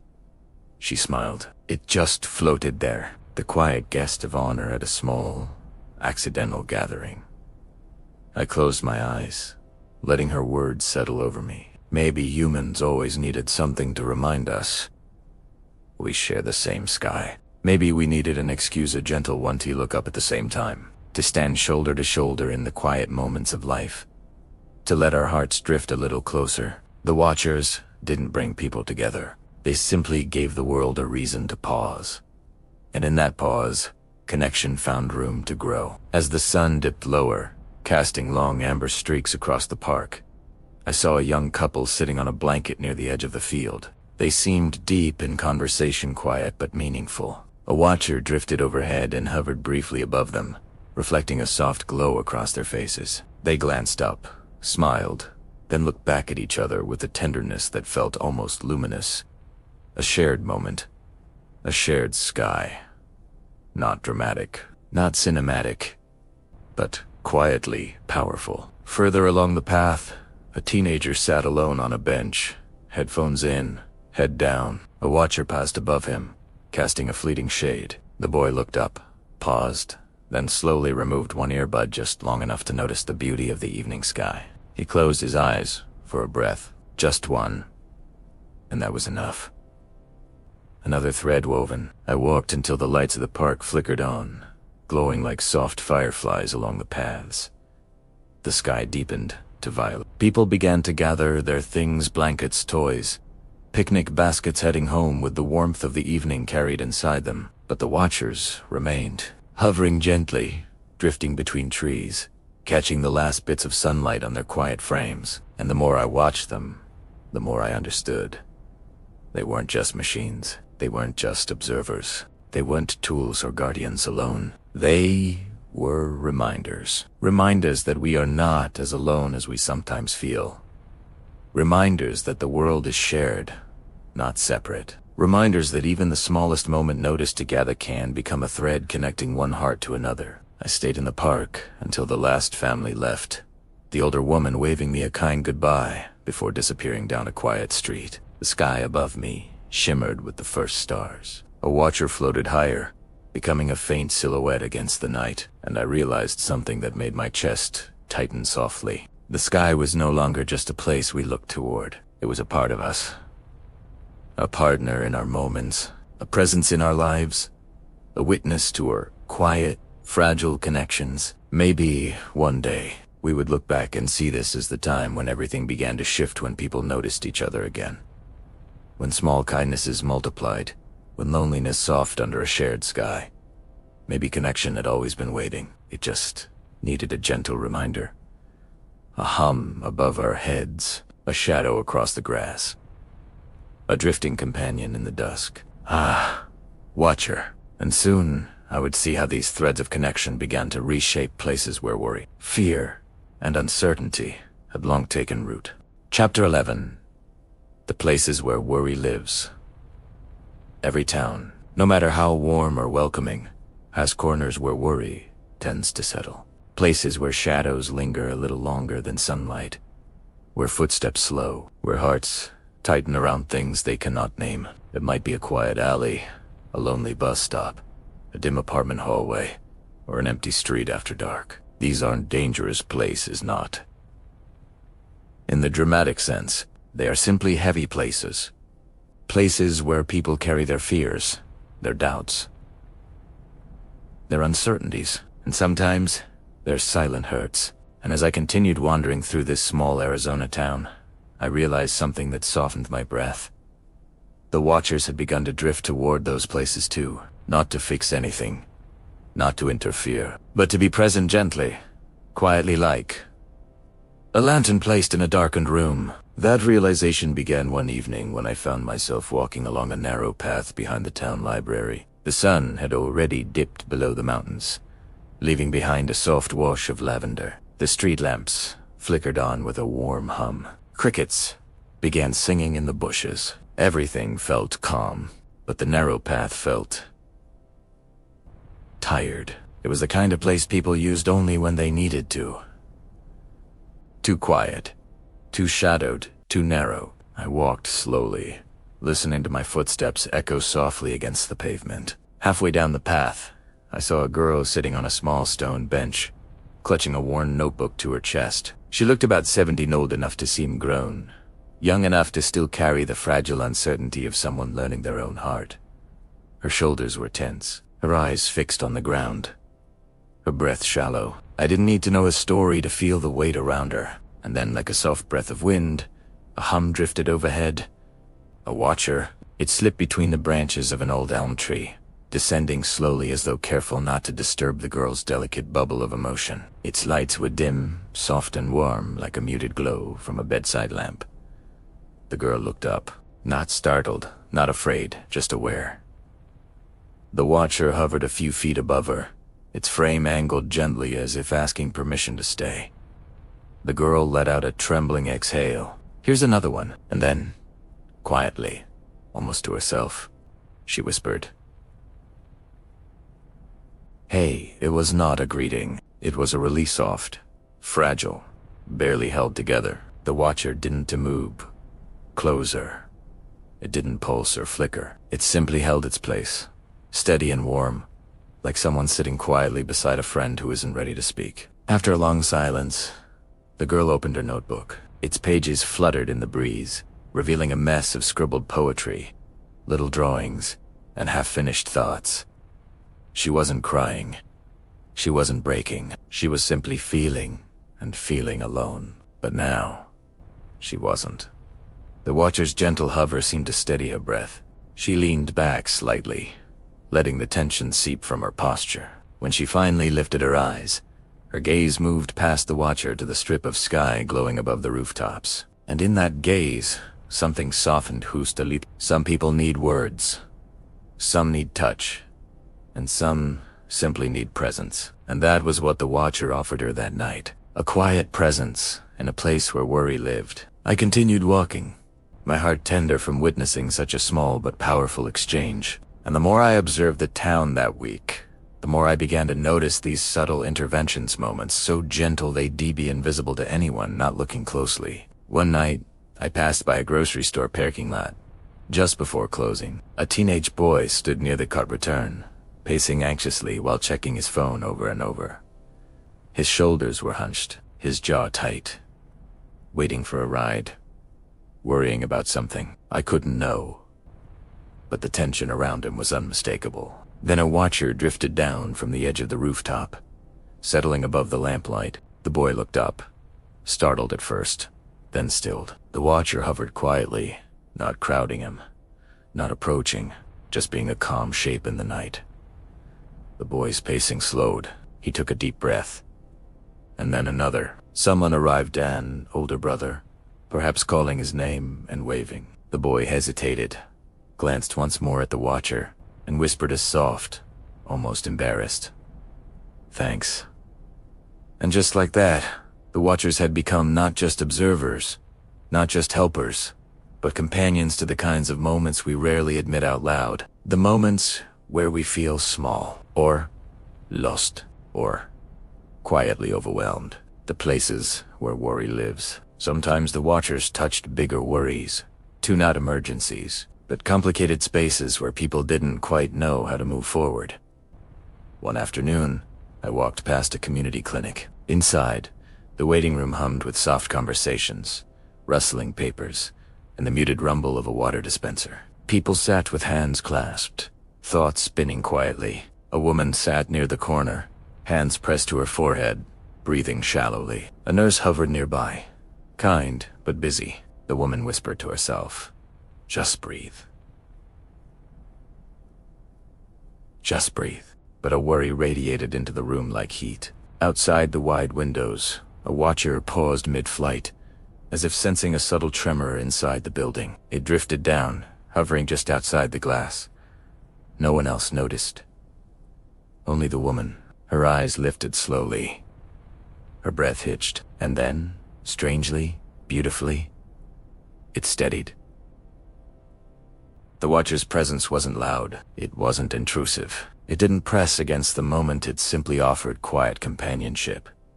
A visual anchor, a reminder she wasn't alone. Her breathing deepened. Her shoulders relaxed.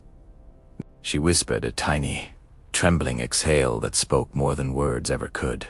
Later, she got up and approached the nurse with calm steadiness, asking to step outside for some air. The Watcher drifted alongside her until she sat on a bench, letting the breeze cool her flushed cheeks. The moment was never dramatic, never meant to be noticed.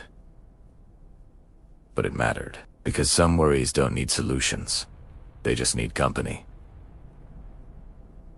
And the Watchers, they were learning how to be that company. As days passed, I found myself seeking out these little pockets of the world in the hope of witnessing more of these quiet exchanges. Not out of curiosity alone, but out of something deeper, a dawning sense that human hearts were beginning to open in small, unseen ways. One evening, near the outskirts of town, I wandered toward a modest row of apartments lined with flickering porch lights and aging railings. A young mother stood on one of the balconies holding her baby. The child cried softly, unsettled by the rising wind and the unfamiliar sounds of the night. The mother paced, rocking gently, but worry clouded her features. She whispered soothing words, but exhaustion clung to her. Overhead, a Watcher drifted past. It slowed, tilted, then hovered at a respectful distance. Not close enough to startle, just near enough to cast a soft glow along the balcony. The baby blinked, paused.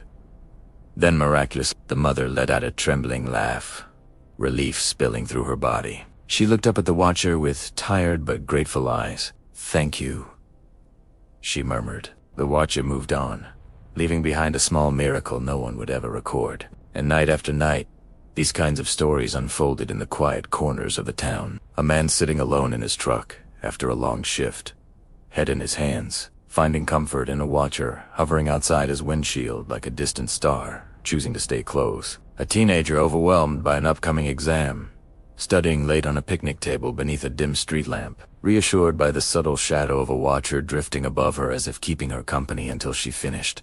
A couple sitting in silence after a disagreement, the tension between them softening as a Watcher floated overhead, reminding them without words that the world was bigger than their momentary pain. And perhaps the most touching moment of all, an elderly woman with unsteady hands walking home along a dim sidewalk. A small stone caught her toe, and she nearly stumbled. A Watcher rushed downward, not fast enough to frighten her, but fast enough to cast a sudden wash of light that made her look down, steady her step, and avoid the fall. She reached the end of the sidewalk and smiled up at the sky. "You always check on me," she whispered, her voice full of warmth. And she was right. The Watchers were learning where worry lived. Not to eliminate it. Not to hover constantly. Not to invade privacy. But to show up softly when emotional weight needed balancing, when breath needed easing, when someone simply needed a hint of comfort. This wasn't technology acting out of programming. This was the sky learning how to sit beside humanity. Not as a savior, not as a guardian, but as a companion. Walking through the town that week, I felt a strange truth settle into my chest like a gentle stone. The Watchers weren't changing the world through grand moments or dramatic interventions. They were changing the world through kindness, through presence, through patience, through listening to the unspoken. In the places where worry lived, they offered something incredibly rare. A small, steady reminder that even in our quietest struggles, we are not invisible. And that realization, soft, delicate, profound, was beginning to reshape not just moments, but people. One quiet heart at a time, and soon I would witness how these gentle presences began to shape entire communities, turning small ripples of comfort into waves of quiet transformation. Chapter 12. When small ripples become quiet waves. Communities don't change overnight. They shift slowly, softly, like sand shaped by the wind or a river carving its own patient path. Most of the time, no one notices the change while it's happening. But one morning, You wake up and realize something feels different. Kinder. Lighter. More connected. As if the world has quietly exhaled. That was what began to happen in the little Arizona town I'd been traveling through. At first, it was just small ripples, tiny changes, sparked by moments I had witnessed in quiet corners. A lost lens found, an anxious breath steadied, a heavy heart eased under a drifting companion in the sky. But now, those ripples were spreading.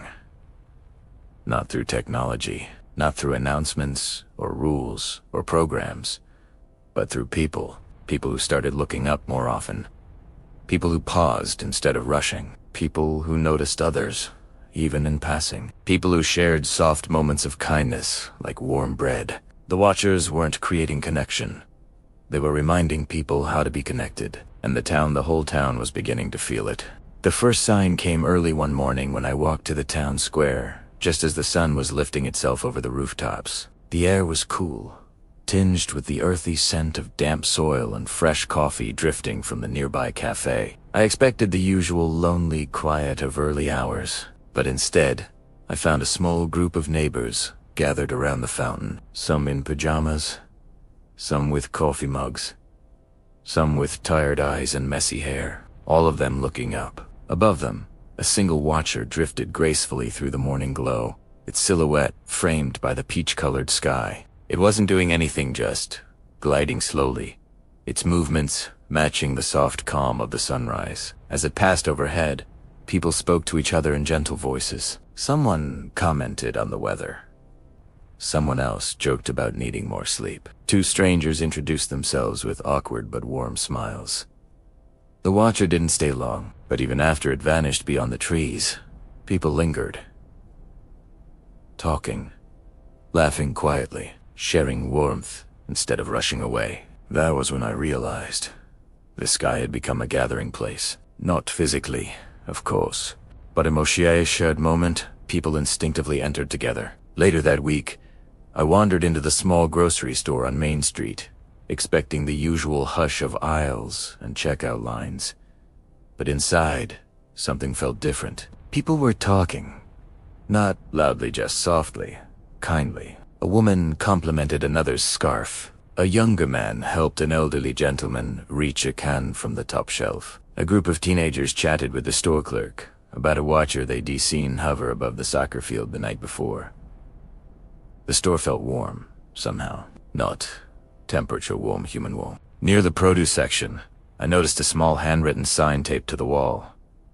If you need help reaching something, or just need a friendly chat, we're all here.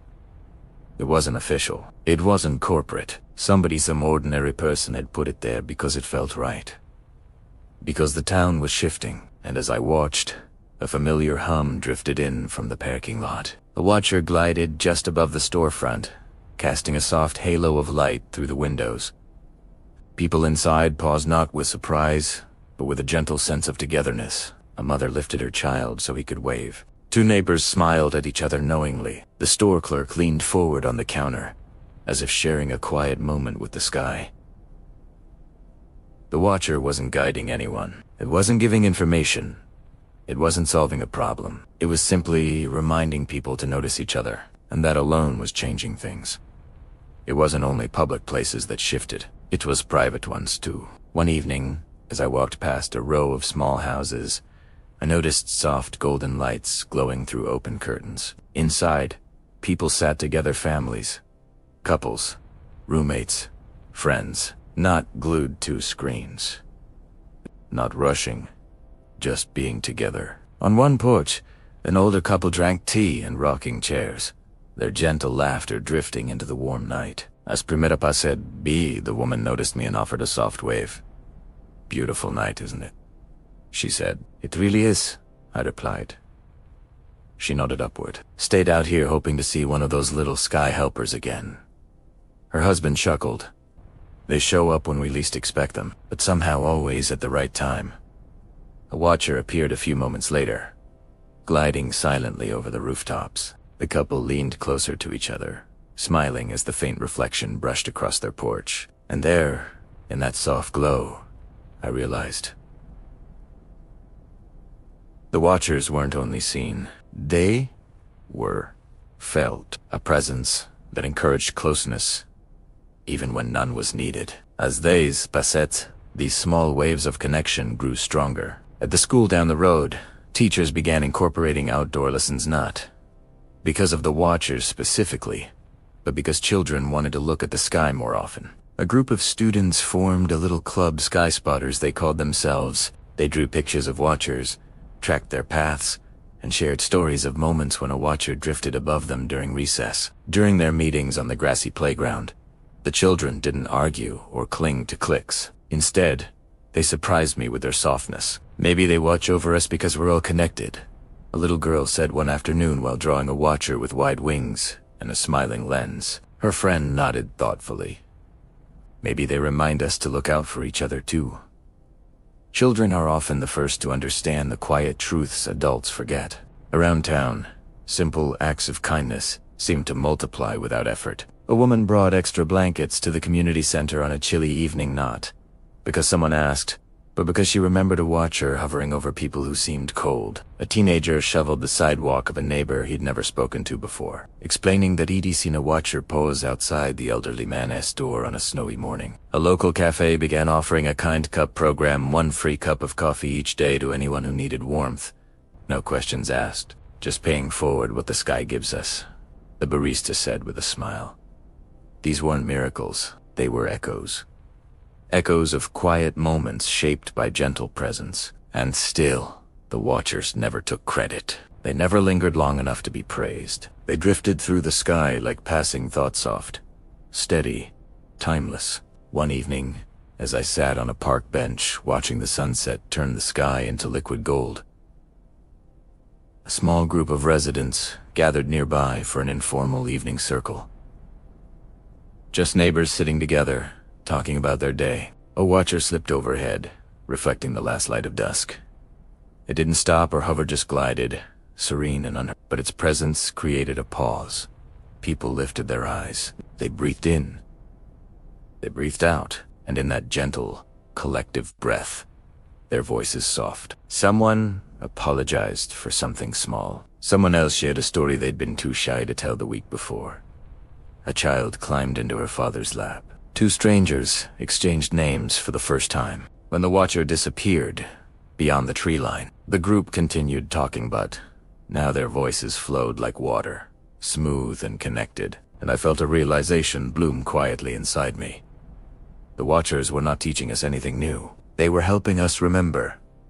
Remember the softness inside us. Remember the importance of noticing. Remember how to exist together instead of apart. Connection doesn't always require effort.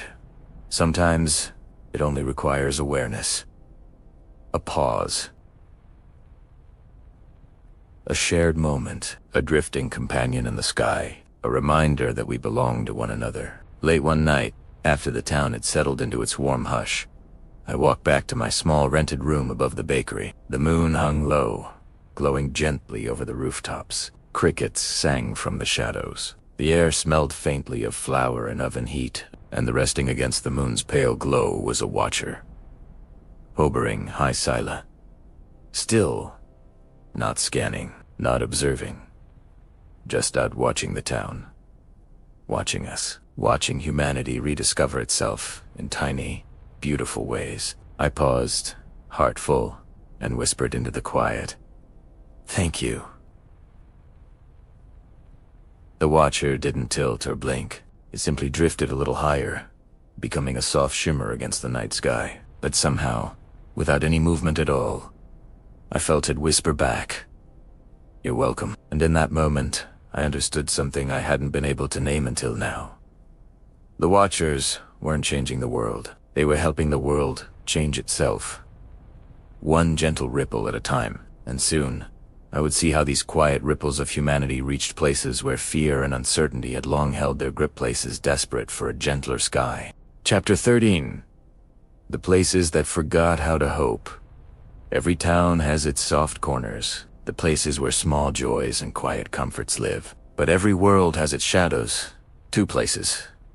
Where the light thins, where footsteps echo a little too sharply, where people seem shaped more by what they've endured than what they dream about. These are the forgotten pockets, The spaces where hope feels like a visitor who left long ago and never quite returned. And strangely enough, it was these places, the dimmer ones, the quieter ones, the ones people avoided without realizing it, that the Watchers began drifting toward. When the Watchers first appeared, they floated above open fields, along calm rivers, over rooftops tinged with sunset. They moved through soft air where laughter lingered and where people walked slowly, trusting the evening to be kind. But after a while, slowly, subtly, almost tenderly, they started wandering into the darker corners as well. Not because they were ordered to, and not because these places were more interesting, but because something in those forgotten spaces called to them. Some corners of the world needed gentleness more urgently, and whatever the Watchers were becoming,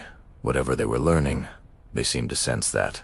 I felt this shift one evening as I walked near the edge of town. The street narrowed there, winding like a tired breath between houses with chipped paint and yellowed porch lights. The street lamps flickered with the kind of exhaustion that comes from years of holding the dark back alone. A stray cat slipped silently between trash bins. The air felt thick, not threatening but lonely, like a room waiting for someone to notice it. I passed an old basketball court surrounded by sagging fences that had surrendered to rust. Inside, a small group of teenagers lingered, shoulders hunched, hands tucked into pockets, voices pushed out louder than necessarious, though volume might hide whatever unease lived beneath their skin. Their movements were quick, jerky, like they expected something bad to happen at any moment, but nothing ever did. They weren't hostile, just uncertain, just young in a place that didn't give them much softness. I leaned against the fence, feeling the cool metal press into my palms, and then I felt it, a low hum slipping through the air like a sigh. A Watcher drifted into view above the court, not swooping or scanning like a machine hunting for meaning, just gliding, careful and slow, as though afraid that the moment might shatter if it moved too quickly. The teenagers stiffened instantly. One stepped back, another narrowed his eyes, and a third looked around as if expecting sirens or soldiers or something dramatic to follow. But the Watcher only hovered, a pale, soft glow breathing from its surface. It didn't flash or warn or demand attention. It simply existed, a second quiet presence in a place used to being ignored. It floated toward the far corner of the court, where a broken wooden board leaned against a bent basketball hoop. The Watcher paused there for a moment, then shifted just enough so its faint light spilled across the cracked concrete.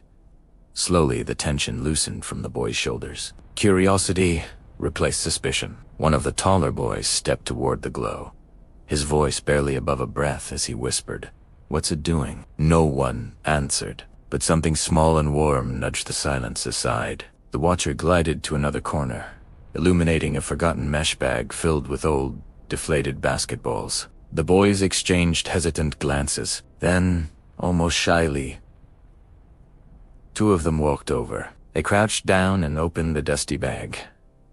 "Been looking for those," one muttered. "Thought they got taken," another said. The Watcher hovered patiently. It didn't fix anything. It didn't repair the hoop or clean the court or inflate the balls, but it revealed what the boys had stopped noticing. Not danger possibility. They gathered around the old balls, brushing dust from their palms, using a rusty pump hidden behind the fence to inflate at least one. The movement softened the air. Their laughter, real laughter, not the forced kind, began to drift upward like something rediscovering its own shape. The Watcher remained above them, calm and steady, its quiet presence smoothing the rougher edges of the night. For nearly an hour, the boys played beneath its glow, and in that time the court didn't feel abandoned. It felt alive again, and I understood something simple but profound. Some places don't need rescuing. They need reminding, and the Watchers, somehow, knew how to give exactly that. A few days later, at dusk, I found myself passing a small roadside motel on the outskirts of town, the kind of place where tired travelers stop because they have nowhere else to go, where stories begin and end without ever being told. The neon signs sputtered in soft pink pulses, casting a glow that felt half hopeful. Alf resigned. Near the vending machines, a young woman sat on the curb, her suitcase beside her. She hugged her knees, chin resting lightly on them. She didn't cry. She didn't tremble. But her stillness was too heavy to mistake she was a person balancing on the edge of a long day, holding more than she wanted anyone to see. A watcher drifted overhead, barely noticeable at first. The moment it sensed her stillness, it slowed, then paused, then lowered gently until it hovered in the dim cone of motel light. The girl, startled, wiped her face though no tears had spilled, and gave a small, breathy laugh. "Oh," she whispered, "you." The watcher tilted just slightly, like a creature leaning in to listen. The girl exhaled a shaky breath. "I'm fine," she said softly. "Just tired. Just tired." It didn't move closer. Didn't invade the space. It simply stood a quiet companion, in a place that had forgotten how to comfort anyone. A minute later, an older woman stepped out of her room, closing her door gently. She noticed the girl, noticed the watcher, and walked over without hesitation. "You okay, sweet?" she asked. Her voice, the kind that folds around you rather than pressing in.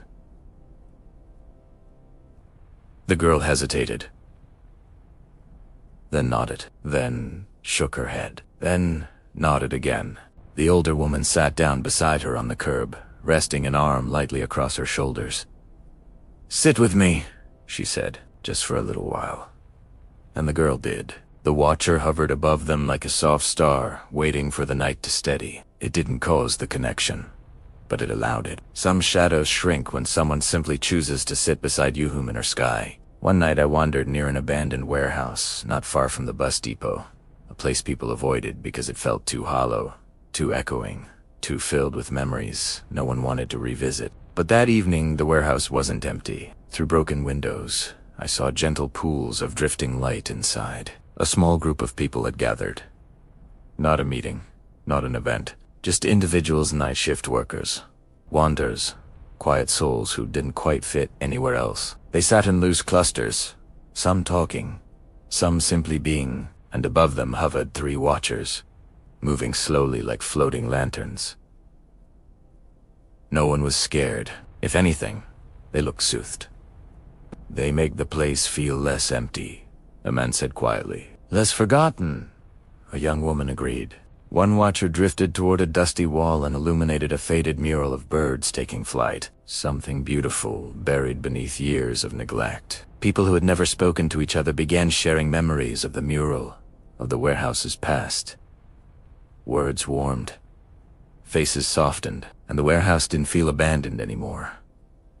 It felt reclaimed not by force, but by presence. In the days that followed, I saw more moments like this. A sleepless man in a diner lifted his head when a watcher passed the window, just long enough for the waitress to finally ask if he needed company. 2 neighbors in a tense apartment corridor lowered their voices when a watcher drifted down the stairwell between them. A group of kids who avoided the community center because it felt creepy found themselves playing inside again, their fear replaced by curiosity when a watcher settled on the rafters like a quiet guardian. A woman who walked her dog nervously at night began walking with more confidence, comforted by the faint glow drifting above rooftops. The watchers never intruded, never stared, never hovered too long. They simply existed in the forgotten places, offering not solutions but presence. And presence, especially in dark spaces, is a powerful thing. Fear grows in isolation. Darkness becomes heavier when carried alone. But the sky through these silent companions had begun sitting with people in their heaviness, not to erase it, not to solve it, but to share it. And that simple companionship reshaped entire corners of the town.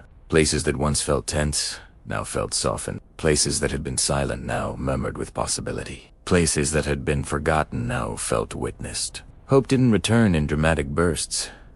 It slipped back in like dawn, soft, slow, steady. And the watchers didn't create the dawn. They simply stayed long enough for people to see it. What I didn't know then was that this quiet touch from the sky would soon reach not only forgotten places, but also forgotten hearts, people carrying storms no one else could see. People who had learned to hide their hurt behind smiles or silence. And the watchers were already drifting toward them, because even in the darkest corners of a world, something is always listening.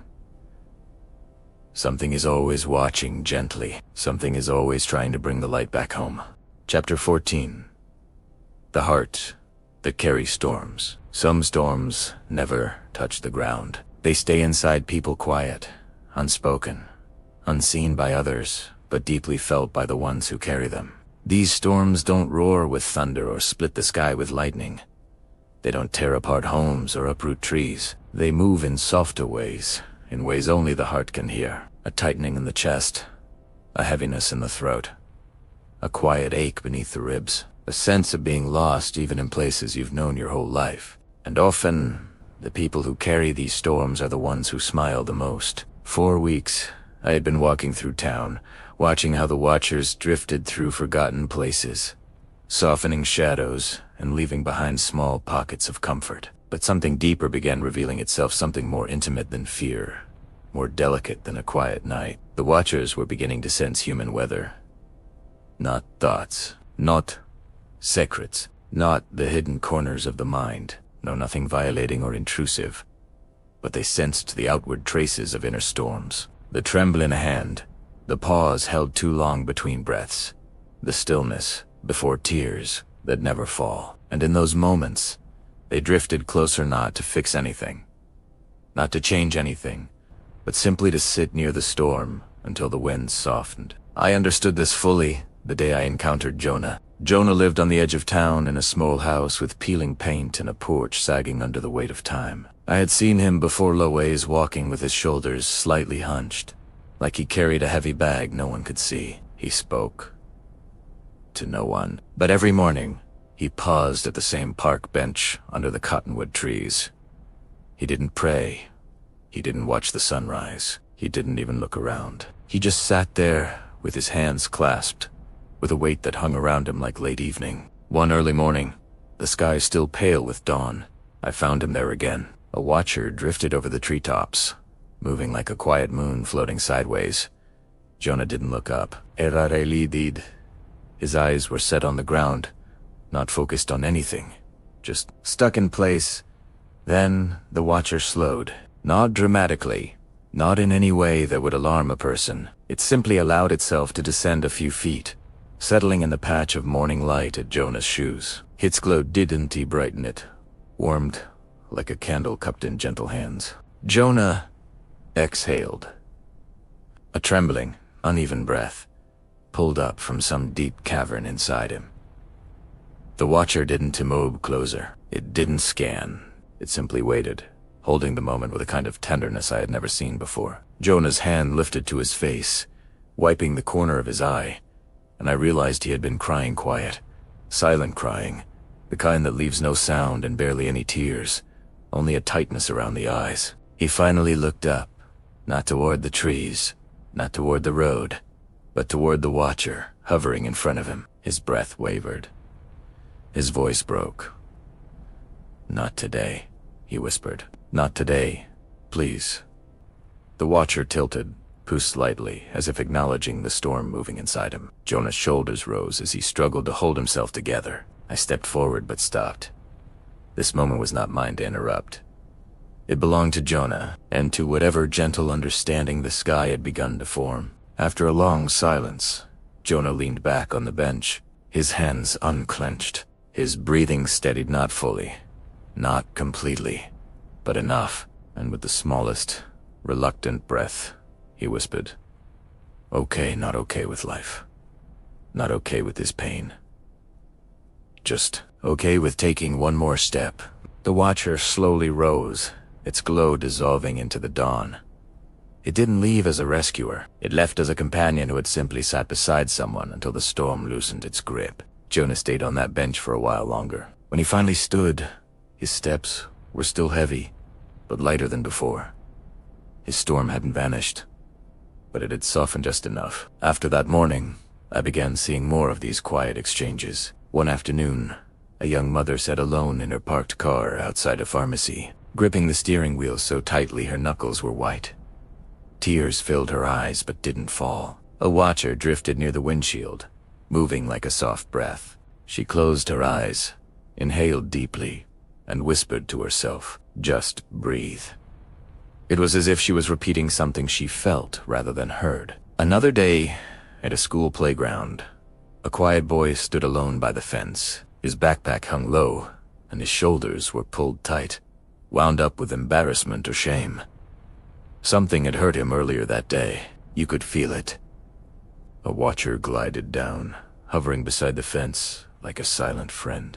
The boy didn't smile, didn't turn toward it, didn't even acknowledge it with words, but he lifted his chin. Just a little, just enough to face the wind instead of hiding from it. In a cafe one evening, a woman sat at the window with a full cup of untouched coffee. Her eyes were distant, hollow, not searching for anything, not expecting anything.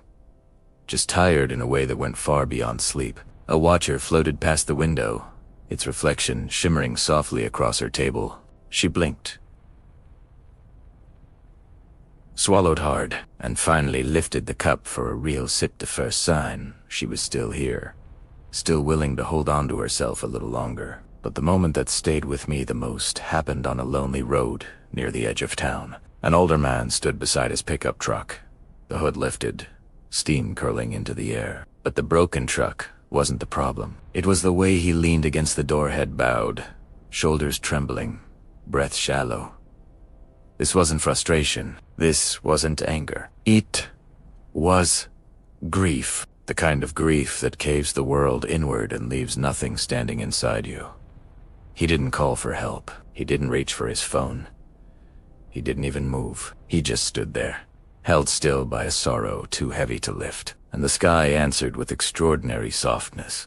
A watcher descended, each movement gentle enough to blend into the breeze. It hovered near the truck, far enough not to startle him, close enough to simply be present. The man didn't look up, but something inside him steadied. His shaking slowed. His breath lengthened. The storm inside him didn't disappear, but it loosened, giving him room to breathe. He placed a hand on the truck door, his voice breaking as he whispered a name filled with memory, pain, and love. The watcher didn't move, didn't change its glow, didn't intervene. It simply stayed, a companion in the middle of a storm that no one else could see. After a long silence, the man wiped his eyes and whispered, "Thank you." The watcher lifted gently, drifting back into the twilight sky. And in that moment, I realized something profound. The watchers weren't reading emotions. They weren't altering thoughts. They weren't replacing human comfort or healing trauma. They were simply observing the small signs of storms: shaking hands, tight shoulders, breaths held too long, and offering presence, not guidance, not solutions, just presence. We carry so much inside us that we never dare say aloud. And so, these drifting companions in the sky had learned a universal truth. Sometimes the gentlest thing you can do for a person is simply be there, not above them, not ahead of them, who's to eat them, as they ride out their storm, as they release their weight, as they take one more breath. The watchers were not saving people. They were helping people save themselves, and this quiet truth began to ripple far beyond the small town, into the mountains, across plains, into cities, and along coastlines. Everywhere, the sky began learning how to sit gently beside the storms carried in human hearts. And humanity, slowly, carefully, began to feel less alone. Soon, I would see how these silent companions influenced not just individuals, but entire groups of people. Moments when many hearts held their breath together, and the watchers learned how to steady them all at once. Chapter 15.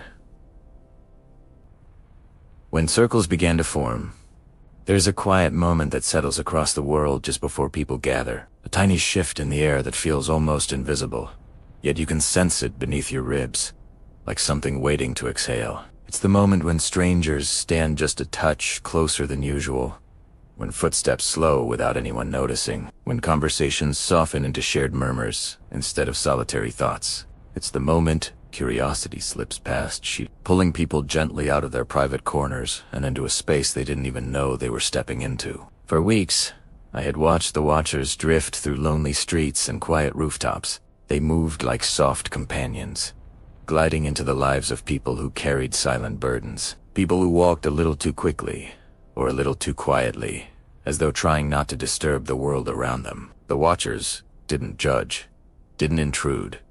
didn't demand attention. They simply drifted gently, patiently, like lanterns floating through dusk. But then something unexpected began to happen.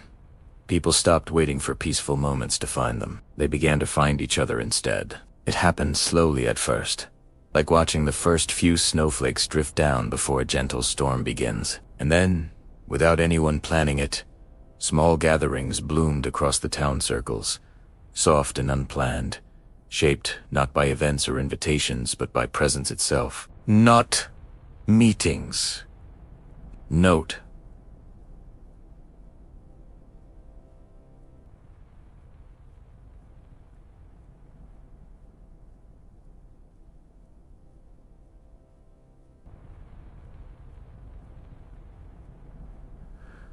no, just quiet clusters of souls who felt pulled toward one another the way warm hands instinctively reach for each other on a cold night.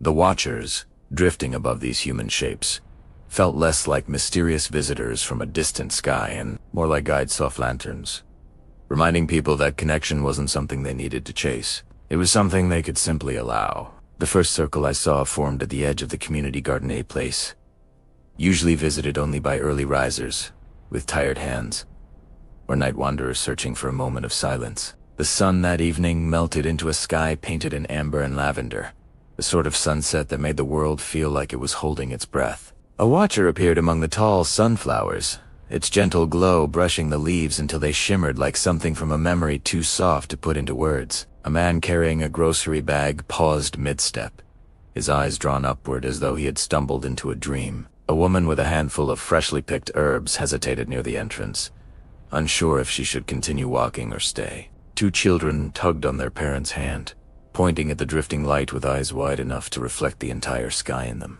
The watcher hovered above a small stone bench, glowing just faintly brighter whenever someone esagese med Italiano. The garden itself held a quiet that felt peaceful, but it also felt empty to still, too hollow. The kind of quiet that makes you notice how alone you are. Then, slowly, so slowly, it felt like the garden might sigh. In relief, people began stepping inside. The man with the grocery bag sat it gently on the bench and took a seat, as though guided not by force, but by a whisper only his heart could hear. The woman with the herbs followed, sitting a polite distance away, but close enough to offer him a shy smile. The children drifted toward the tallest sunflowers, giggling softly as though they had found something magical hidden in the petals. Within minutes, more people arrived. 5, then 8, then 10. None of them intruded, none of them pushed. They simply existed in the same quiet space, each carrying a soft curiosity that drew them toward the glow. The watcher tilted slightly, hovering near the tallest sunflower, as if listening to the unspoken harmony forming below it. Someone in the circle chuckled a small, gentle sound that loosened the tightness in the air. Another person asked how to keep tomatoes alive in cold weather. Someone else picked up a fallen petal and handed it to one of the children, who accepted it as though receiving a gift from the sky itself. A circle formed not from planning, not from invitation, but from breath and presence and a soft desire to belong. As dusk deepened, their voices blended into a warm, unhurried rhythm. No one talked loudly. No one tried to lead. People simply existed together, sharing an unspoken truth. The world feels lighter when you're not standing in it alone. The watcher remained until the last streak of sunlight faded from the petals, as if unwilling to leave until it knew the circle could stand on its own. A few days later, another circle appeared, this time at the old library steps. The library closed early on weekdays, and by evening, it always looked like a place forgotten by time. Its windows reflected streaks of pink sky that belonged to a world far more alive than the building itself. But on that particular night, a watcher glided down between the two lampposts, its soft hum echoing gently against the worn brick. A teenager finishing his evening bike ride stopped beneath it, one hand still gripping his handlebars. A woman with a tote bag full of returned books stepped slowly onto the first step, lingering instead of walking home. An older gentleman walking his dog paused near the entrance, squinting up with a kind of curiosity that never really fades with age. More people drifted in, neighbors who rarely spoke, passersby who normally kept their eyes on the ground, Night walkers who usually traveled in their own silent worlds. They didn't approach as a group. They didn't talk at first. They simply formed a loose, natural circle around the Watcher, as though some invisible thread had tied them all to the same quiet moment. The dog nosed gently at someone's hand, earning a soft laugh. A teenager complimented another's jacket. Two strangers discovered they lived only a block apart. None of these conversations were important by themselves, yet somehow they felt like tiny stitches sewing the world back together. I sat on the bottom step, watching how beautifully easy it all felt, as if the sky had whispered a reminder humans had forgotten. Being near one another is not frightening. It's healing. Eventually someone said, "Feels nice, doesn't it?" And for the first time in a long time, heads nodded in unison. Smiles softened into something real. Breath steadied. Even after the Watcher drifted away into the pink sky, people stayed. They stayed because something in them had been gently untangled. The largest circle formed on a night when the town square fell unexpectedly silent. The lights flickered, not a blackout, not a malfunction, just a momentary dimming, like the town was closing its eyes for a breath. The sky, darker than usual, allowed a few stars to shimmer through. One star moved differently, lower, closer. A Watcher descended into the square, coming to rest just above the fountain. People slowed their steps, frozen by something beyond their understanding. A couple paused in the middle of taking photos. A delivery driver stepped out of his truck, blinking at the glow. The Watcher's light caught the edges of the fountain stone, making it look like moonlight had gathered in one place. More people arrived, forming a circle that grew wider and wider until it felt almost like a ceremony, gentle, quiet, human. A small child stepped forward, reaching out. The Watcher lowered itself just slightly, not enough to touch, just enough to let its glow reflect into her eyes. Her parents watched with held breath, but they didn't pull her back. Something in the moment told them they didn't need to. The lights blinked back on. No one moved. No one stepped away. It felt as though the moment itself had wrapped arms around them, asking them to stay a little longer. And they did. Circles began appearing everywhere after that. Joggers who had always run silently past one another ended up sitting together on a hillside, sharing stories about why nighttime felt safer than daylight. In a quiet alley lined with murals, several painters gathered when a Watcher illuminated faded colors on the wall. By the end of the night, they were planning to repaint it together. At the lake, fishermen who rarely exchanged more than a nod gathered near the pier, sharing bait, stories, and silence. Even after the Watcher left, Tay remained, united by the softness it had awakened. Connection grew, not the loud, celebratory kind, but the tender kind that forms when people silently agree to share the same moment. The Watchers didn't orchestrate it. They didn't signal or direct. They simply existed, and people responded with something ancient inside them, something they didn't even realize they still carried. One night, after watching another circle form near the riverbank, a cluster of strangers sharing blankets beneath the drifting glow, I walked home with a soft warmth resting inside my chest. The town was changing. Not loudly, not dramatically, but truly. Circles were forming. Hearts were softening. Loneliness was loosening its grip. And the sky, once distant, now felt close, like a companion learning how to hold the world without disturbing it. On the small bridge near my street, I paused. A Watcher drifted across the water, its reflection shimmering like a floating pearl. And in that moment, I realized the Watchers weren't teaching us anything new. They were reminding us of something old. We are meant to gather. We are meant to see each other. We are meant to share the quiet moments. Not because life demands it, but because our hearts do. And soon, all these small circles would grow into something larger, something that invited not just presence, but purpose. Chapter 16.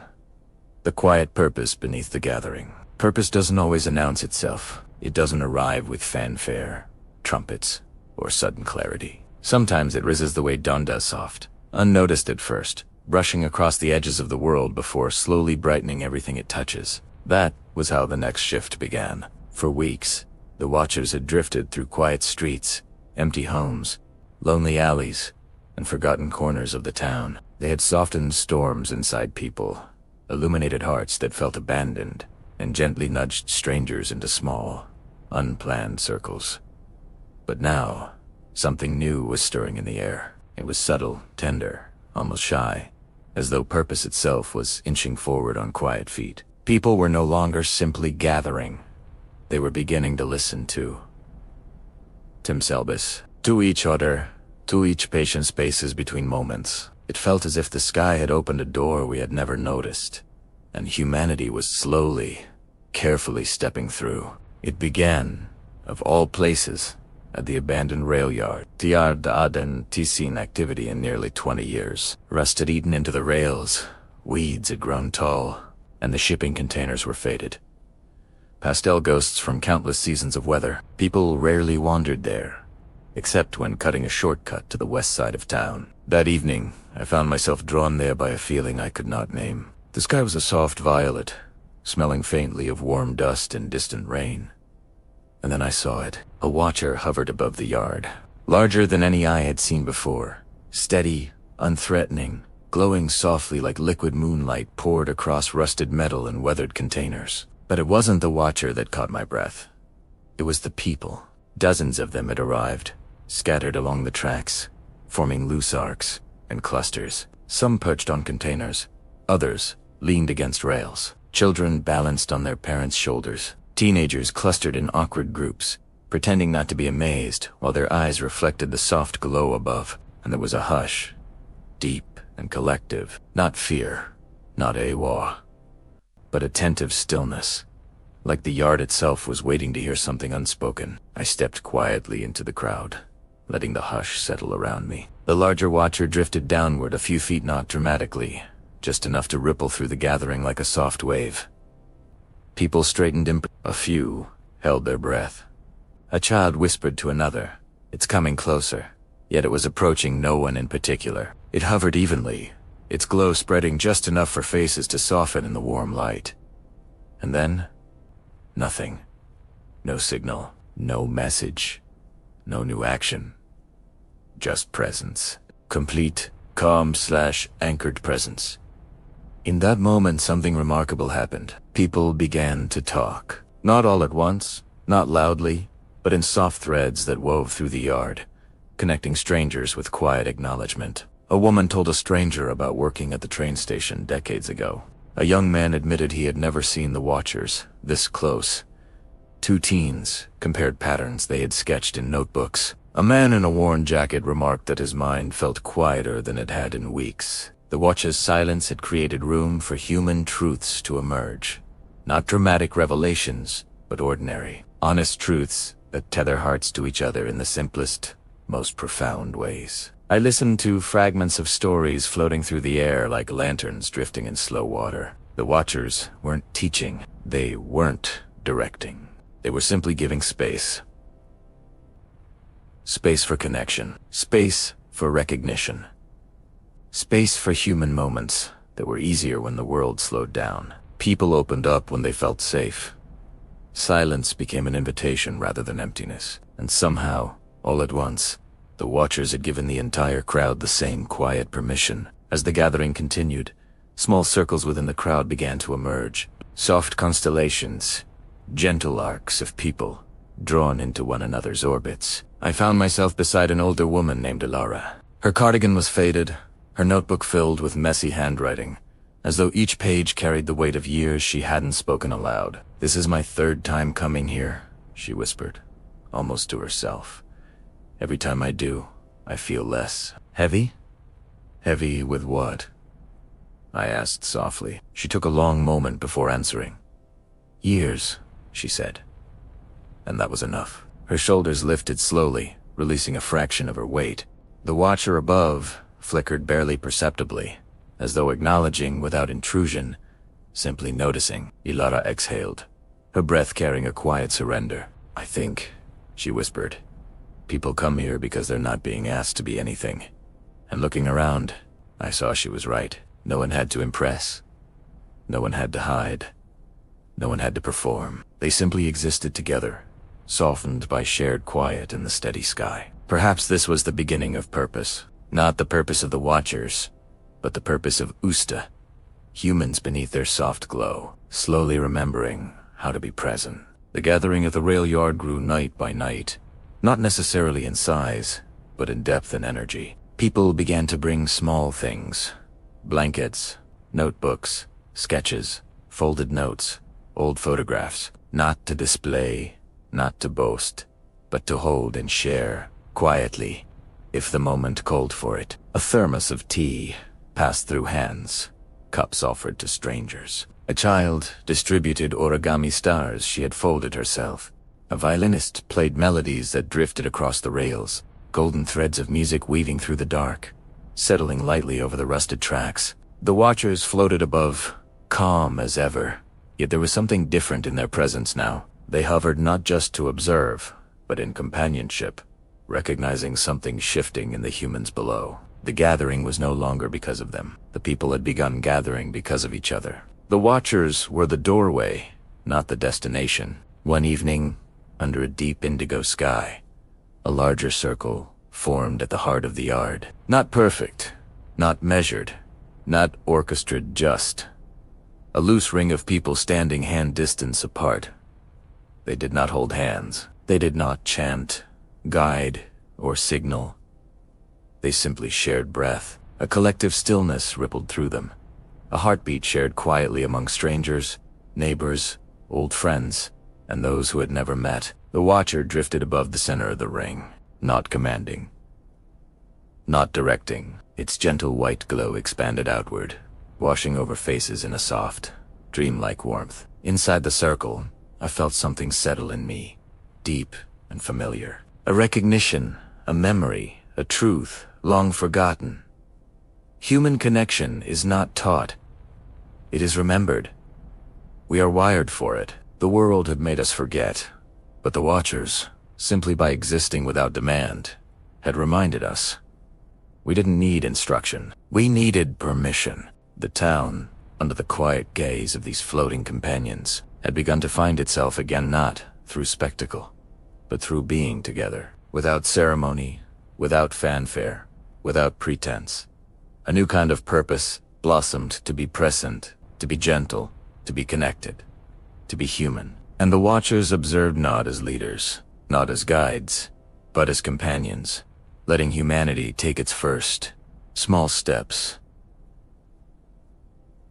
toward itself. I stayed until the last watcher drifted upward, dissolving into the constellations above. People trickled out slowly, reluctant to leave the shared quiet. As I walked home across the empty rails, the air full of lingering warmth and soft murmurs, I knew something fundamental had shifted. Not in the watchers, they had remained steady, patient, unchanged, but in us. We had rediscovered the gentle gravity that pulls people toward each other. The quiet purpose that forms when hearts open just a fraction. The ancient instinct of gathering, of listening, of sharing breath, of holding silence together. Purpose had not arrived all at once. It had blossomed slowly, naturally, like dawn spilling over the edges of the world. And the sky, as always, had simply kept watch, witnessing it all without interruption. Soon, that quiet purpose would not remain contained within the rail yard. It would travel through streets, towns, and cities, carried not by watchers, but by the people awakened beneath their gentle, unwavering glow. Chapter 17. When the quiet began to travel, some changes stay where they begin. Others lift themselves from their place of origin, drift into the open world, and take root wherever hearts are ready to receive them. What was happening in our small town had begun as a whisper, a soft shift in the way people breathed, in how they noticed one another, in how they allowed themselves simply to exist together in shared stillness. We didn't call it anything. We didn't define it. We didn't organize it or give it a name. But whispers don't need structure. Whispers travel. And soon, they were traveling farther than anyone could have expected. Not because the watchers guided them, not because anyone gave instructions, but because people were carrying the quiet inside themselves. The watchers had sown something invisible but powerful, something humans had long been hungry for. A calmer way of being together. And one by one, like seeds caught on a gentle breeze, people began carrying that feeling beyond the borders of our town. I first noticed it on a slow morning walk. There is a road that curves out of town toward the foothills. a long ribbon of asphalt stretching between waving fields of grass and quiet pastures. Most mornings it is empty, except for the occasional jogger or a lone farmer's truck. But that morning, I saw a young couple walking along the roadside, backpacks on their shoulders, their steps steady, calm, a small watcher drifted above them, moving in tandem with their pace, not guiding, not directing, only companioning. I approached and offered a greeting. The young man smiled and adjusted his backpack slightly. "Are you visiting someone out there?" I asked. He shook his head. "Just passing through," he said. The young woman beside him added quietly, "We're going to the next town over. They said people have been gathering near the river. We wanted to see what it feels like." I blinked slowly. "What it feels like?" "Yeah," the man said softly. The way people breathe together now. The way he said it like a familiar language made something inside me warm. They weren't looking for watchers. They were looking for the quiet the watchers had unlocked in us. "We heard it started here," the woman said, "but it's spreading. Someone said it reached the mountain town last week. Before that, a visitor from Bridgeford said folks were gathering near their grain mills. Just showing up. Sitting together, sharing silence." I looked at the watcher above them. It wasn't shining brightly. It wasn't doing anything remarkable. It was simply present, steady, patient. The couple thanked me for the chat, waved farewell, and continued onward, their watcher floating above them like a small moon tethered to their steps. I watched them until they disappeared over the horizon, and in that moment, I understood.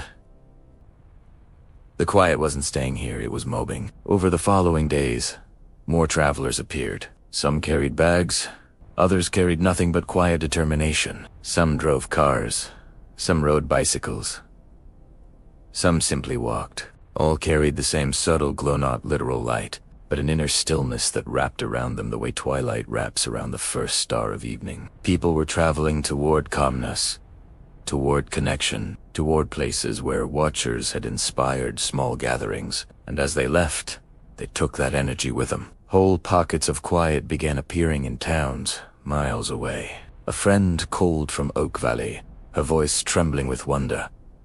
"Something's happening here," she whispered. "People are showing up at the old gazebo by the lake every night. Not to talk about anything. Not to do anything. Just to sit. And sometimes a watcher appears. Not always, but even when they don't, the quiet feels the same." Another friend from the north sent a message about late-night grocery shoppers meeting in an empty parking lot after closing, forming loose circles under the soft glow of streetlights. No watcher had appeared there yet, but the feeling had. People didn't need watchers to gather anymore. They only needed the memory of what it felt like, and memories travel faster than machines. One afternoon, I visited the bus station. The platform was usually empty, except for an occasional traveler or a student heading out of town. But that day, a small crowd had gathered. Many held journals, canvas bags, or simply soft expressions. A woman with braids stood near a bench, clutching a notebook to her chest. A teenager sat cross-legged on the ground, earbuds dangling loosely, humming something peaceful. Two older men shared a thermos of tea. I approached one of them and asked gently, "Where are you all heading?" He smiled with kind eyes and said, "Wherever the quiet is needed." The phrase felt like a breeze passing straight through me. "Does everyone feel that?" I asked. The woman with braids nodded. "We're not a group or anything. We just know. When you feel the quiet inside you, it pulls you toward others who feel the same, like a compass you don't control." The teenager added softly, "I'm going to the coast. They say gatherings are happening near the lighthouse. I want to see for myself." No one seemed lost. No one seemed pressured. They seemed anchored, guided by a steady glow beneath their ribs. Even without watchers, people were beginning to find one another naturally, as if the watchers had reminded humanity of its own instincts, long buried but never gone. One night, standing on the overlook near town, I saw something extraordinary unfold along the distant highway. A convoy of small lights like floating stars moved steadily across dark fields.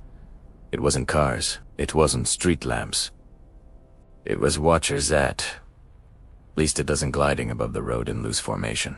Beneath them, travelers moved.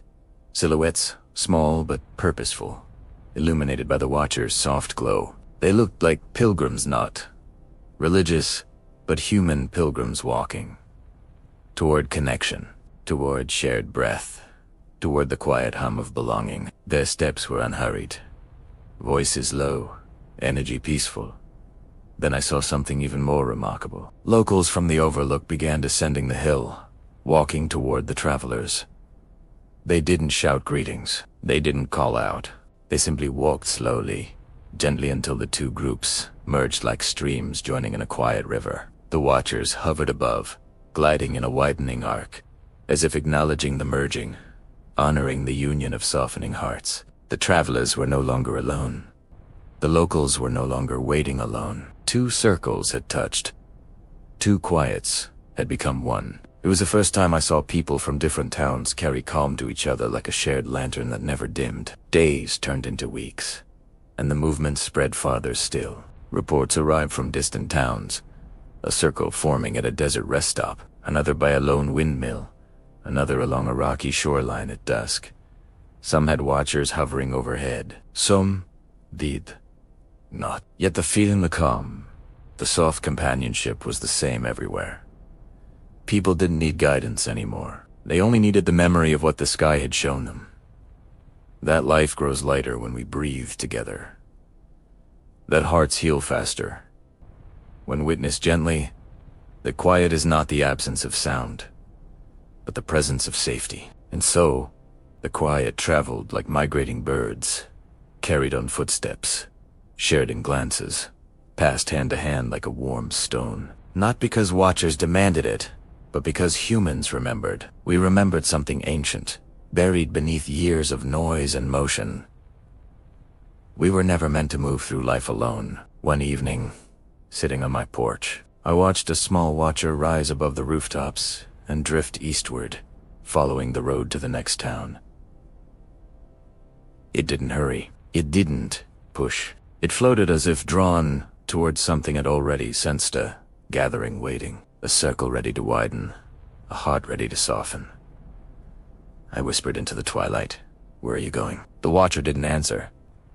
It didn't move differently. It simply drifted onward, steady as breath, soft as a lullaby. Its presence left a faint shimmer in the sky, a trace not of brightness, but of meaning. And as it disappeared over the horizon, I realized something profound. The Watchers were not traveling alone. They were following the quiet. They were following us. And soon, the quiet that had traveled outward would return, echoing back with new stories hinting at a deeper truth, waiting quietly to be revealed. Chapter 18 echoes returning from faraway quiet. When whispers travel far enough, they don't disappear. They bend, they soften, they settle into new places. And eventually, they come back. Not as the same whisper, but as saw nature carrying traces of everywhere it has touched. That is what began happening across the land. The quiet we thought belonged only to our town started returning, not as rumor, not as distant mention, but as living, breathing stories carried in the eyes, the footsteps, and the softened expressions of people arriving from places far beyond our horizon. The Watchers had started something. Humanity had carried it outward. And now, something new was circling back. Not noise, not confusion. Just echo, soft, powerful, transformative. Echoes of calm, echoes of presence. Echoes of gentle unity that no one had planned, but everyone seemed willing to receive. The first echo arrived on a warm afternoon, in the form of a young woman. Dust clung lightly to her shoes. Her eyes held sparkles of exhaustion, the kind that only comes from traveling long distances with intention. She walked down the main road, a small bag slung over her shoulder, hands cupped around a folded paper worn, creased, but carefully protected. A Watcher floated above her like a silver petal, drifting on an unseen breeze. When she reached the town square, where several of us were gathered in casual evening calm, she paused. She measured her breath against the soft air, letting it settle around her. Then she opened the folded paper. It was a sketch. A simple charcoal drawing of a small gathering beneath a watcher, but the landscape was not ours. Cliffs rose in the background. Tall pines bent softly in a mountain wind. A rocky riverbed stretched along the bottom, where people sat with their shoes off, toes brushing the cool water. She held the drawing out for us to see. "This was 2 towns north," she said quietly, her voice roughened by travel. "I sat with strangers by the river for hours. No one talked much. No one needed to. There were watchers above us. But mostly, we were just there together." She inhaled softly, "And someone told me, this all started here." We looked at each other with slow, blooming warmth. Not pride, something gentler. Recognition. She folded the paper again, pressing it to her chest. I wanted to see where the quiet was born. The watcher above her dipped slightly, as if acknowledging her journey.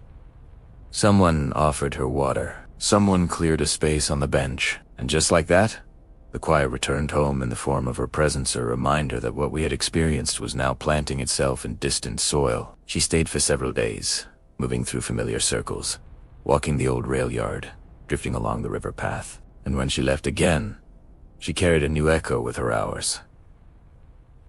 A circle expanding outward, then folding back in. Not long after, a man arrived from the coast, sunburned, sandy-haired, with a calmness so deep it felt as though he carried the ocean inside him. He spoke of lighthouse gatherings. Every evening, just before the tide surrendered to night, people would gather at the rocky shore, sitting in wide rings with the lighthouse behind them. Sometimes a watcher hovered above the water, its glow reflecting across the waves like a pearl resting on gentle ripples. Sometimes there were no watchers at all. It didn't matter, he said softly, because the quiet was already inside everyone. He described strangers sitting together without speaking, listening to the waves breathe in rhythm with their own. Children slept on driftwood benches. Fishermen who once worked alone came together at dusk and shared stories, discovering old parts of themselves long forgotten. Then he leaned in slightly and said something that made the circle lean closer. "There's a phrase people say down there now. Something someone brought from another place. Something that's spreading." "What phrase?" someone asked. He smiled warmly. "Let the sky sit with you." We breathed it in. The words felt familiar, grown from the same soil that nurtured our own gatherings. He stayed only one night, but he left us with something precious, an echo from the sea, carrying the shape of new quiets we had never seen. More echoes arrived. A mother and her teenage daughter came from a valley town far to the east. They had walked part of the way, driven part, and followed watchers along winding roads that twisted without warning. They spoke of a small settlement where people gathered on rooftops each night, watching for watchers, but also watching each other, realizing that the sky wasn't the only thing worth noticing. "They sit in silence," the mother said. "Sometimes a watcher drifts close enough to light up the whole row of roofs, but even when it doesn't, the silence feels full." Her daughter nodded shyly. "Someone there said the watchers don't bring the quiet, they just show us where we've hidden it." The words settled over us like feathers drifting onto water. And once again, the quiet returned home through their presence. Weeks passed like soft wind across the fields, bringing more visitors. A retired teacher from a mining town, a musician from the riverlands, a mechanic from the high desert, 2 sisters from a cliffside village, a group of 4 travelers who had never met before but arrived together. All carried stories of gathering circles, forming in abandoned barns, near old quarries, beneath grain silos, on fog-covered piers, bus stations, empty highways. Some circles were large, 50 people, maybe more. Some tiny to travelers sitting quietly on opposite benches at the same rest stop, but the feeling was always the same. Softness, slowness, shared breath, gentle witness. The watchers didn't always appear, but something they started had become self-sustaining, like embers passed from one traveler to the next. Echoes, returning home, bringing reflections of themselves. I noticed the watchers changing subtly, tenderly. When visitors arrived carrying echoes from afar, the watchers drifted lower, as if listening not with sensors, but with presence. When someone shared a story of a gathering miles away, a watcher would tilt its head slightly, capturing the reflection of the speaker's face on its smooth surface. When groups of travelers walked through town, watchers floated above them like welcoming lanterns. Not louder, just more attentive. It was as if the watchers recognized that the quiet had not just spread, it had matured. It had grown beyond being a reaction to their presence. Now it was its own life form, carried by people, nurtured by hearts, shaped by gatherings that no machine could orchestrate. The watchers were witnessing their own echo, perhaps learning from it. One evening, while sitting at the overlook, I noticed a line of watchers, 7 or 8, drifting in from the east, forming a soft arc above the horizon. Beneath them was something unusual. People, not one group, not one direction, but multiple groups, approaching from different roads and trails, converging toward our town like rivers meeting the sea. Travelers with backpacks, families, solitary wanderers, elderly couples, young adults walking with steady, dreamlike certainty. The watchers didn't lead them. They followed. Their formation curved, not as authority, but as welcome. Our town was no longer just a birthplace, was becoming a meeting point, a place where wandering quiets reconnected with their origin. I stood on the ridge watching dozens of travelers arrive from every direction, each carrying stories in their footsteps, each adding to the soft hum of the evening air. The town breathed deeper that night, and so did I, because I realized the quiet had become something larger than us, larger than the watchers, larger than any single place. It had become a spreading kindness, a gentle revolution moving across landscapes and returning with echoes of everywhere it touched. And in those echoes was a truth. Humanity had awakened, not with noise, not with action, not with fear, but with stillness, with presence, with breath. As night fell, travelers settled in the rail yard, sitting in softness circles that overlapped like petals of a growing flower. Watchers floated above them, more numerous than I had ever seen, their light weaving patterns through the dark sky like quiet constellations leaning close. Someone played a soft melody on a wooden flute, another hummed along. Children curled against parents, strangers leaned shoulder to shoulder, not from necessity, but warmth. And above it all, the watchers hovered in a silent arc knot, leading, not instructing, just listening. The echoes had returned. They were no longer distant stories. Ti were ere alive, settling into our town like migrating birds, finding their way home. And in their return was the promise of something deeper yet, something waiting, something approaching, something the watchers seemed to sense already. Soon, those echoes would reveal their meaning, shaping a moment when the sky itself would seem to breathe with us. Chapter 19. The night, the sky, breathed with us.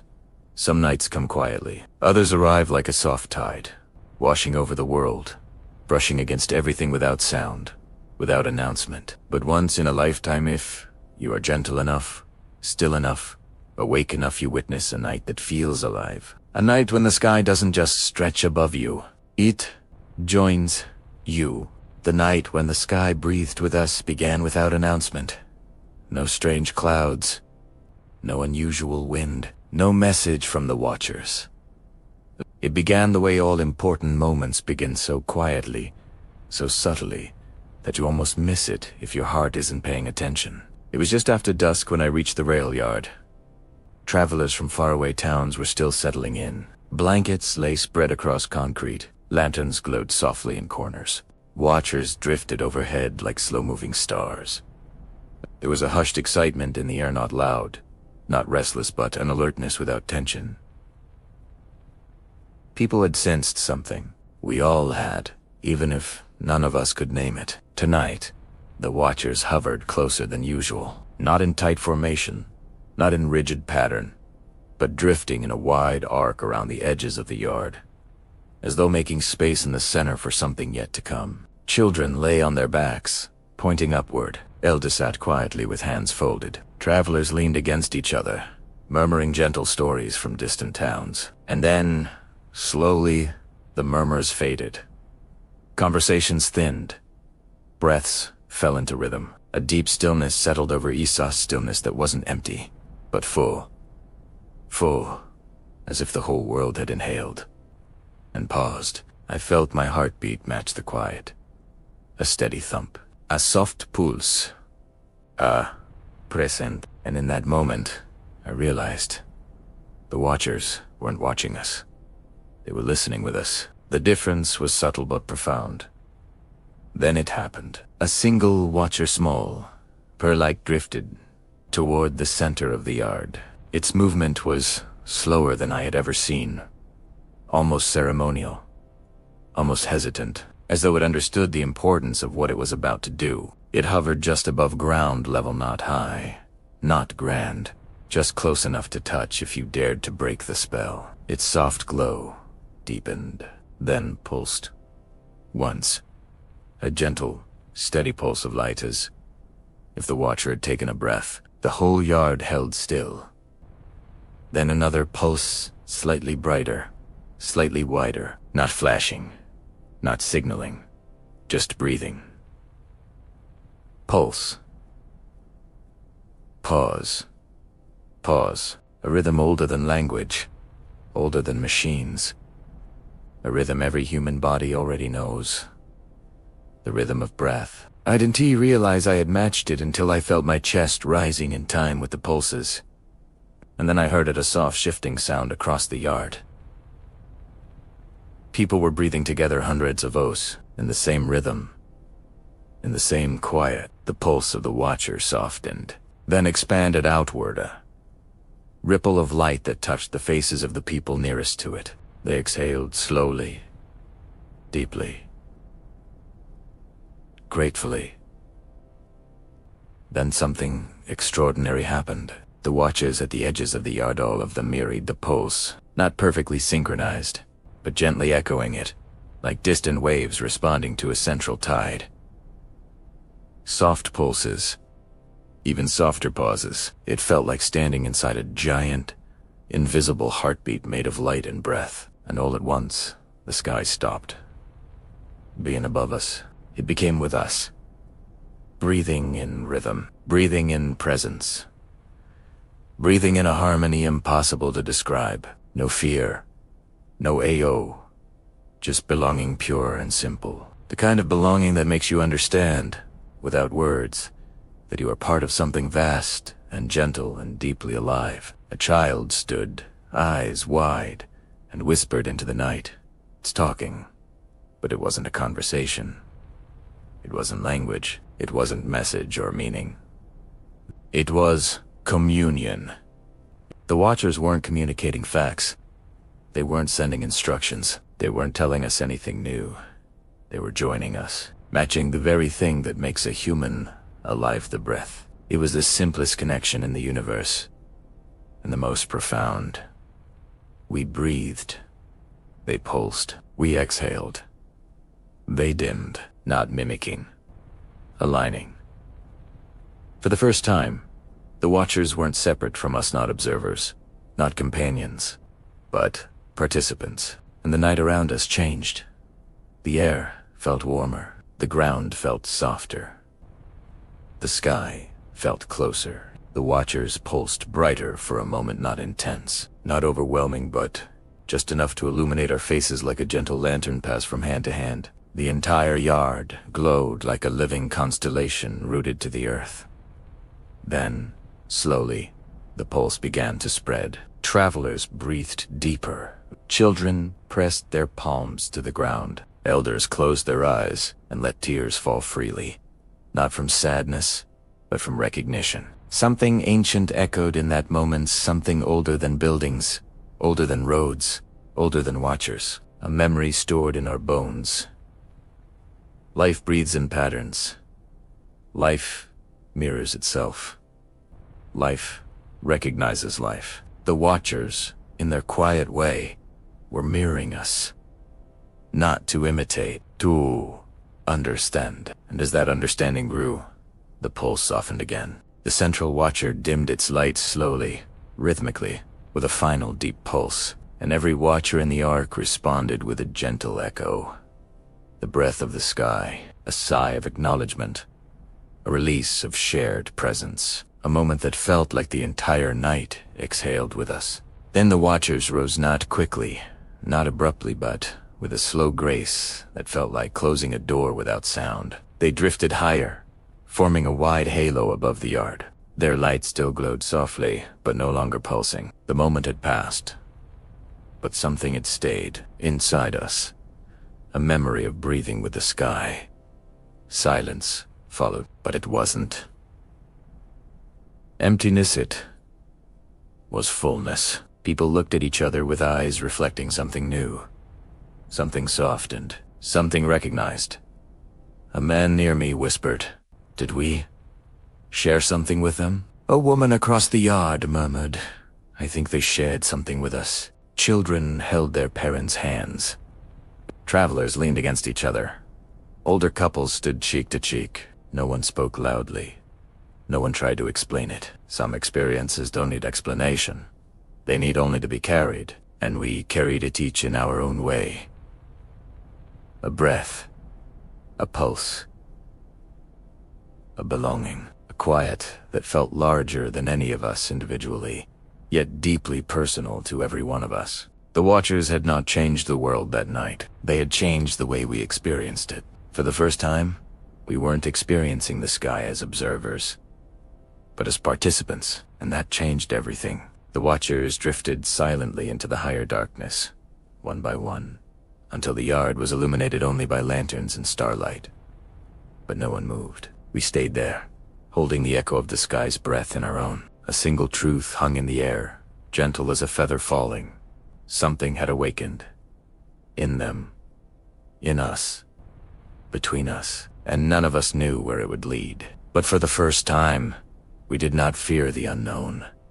We breathed with it, and soon, that shared breath would lead to the moment we all sensed was coming, when the Watchers would reveal the quiet truth they had carried since the beginning.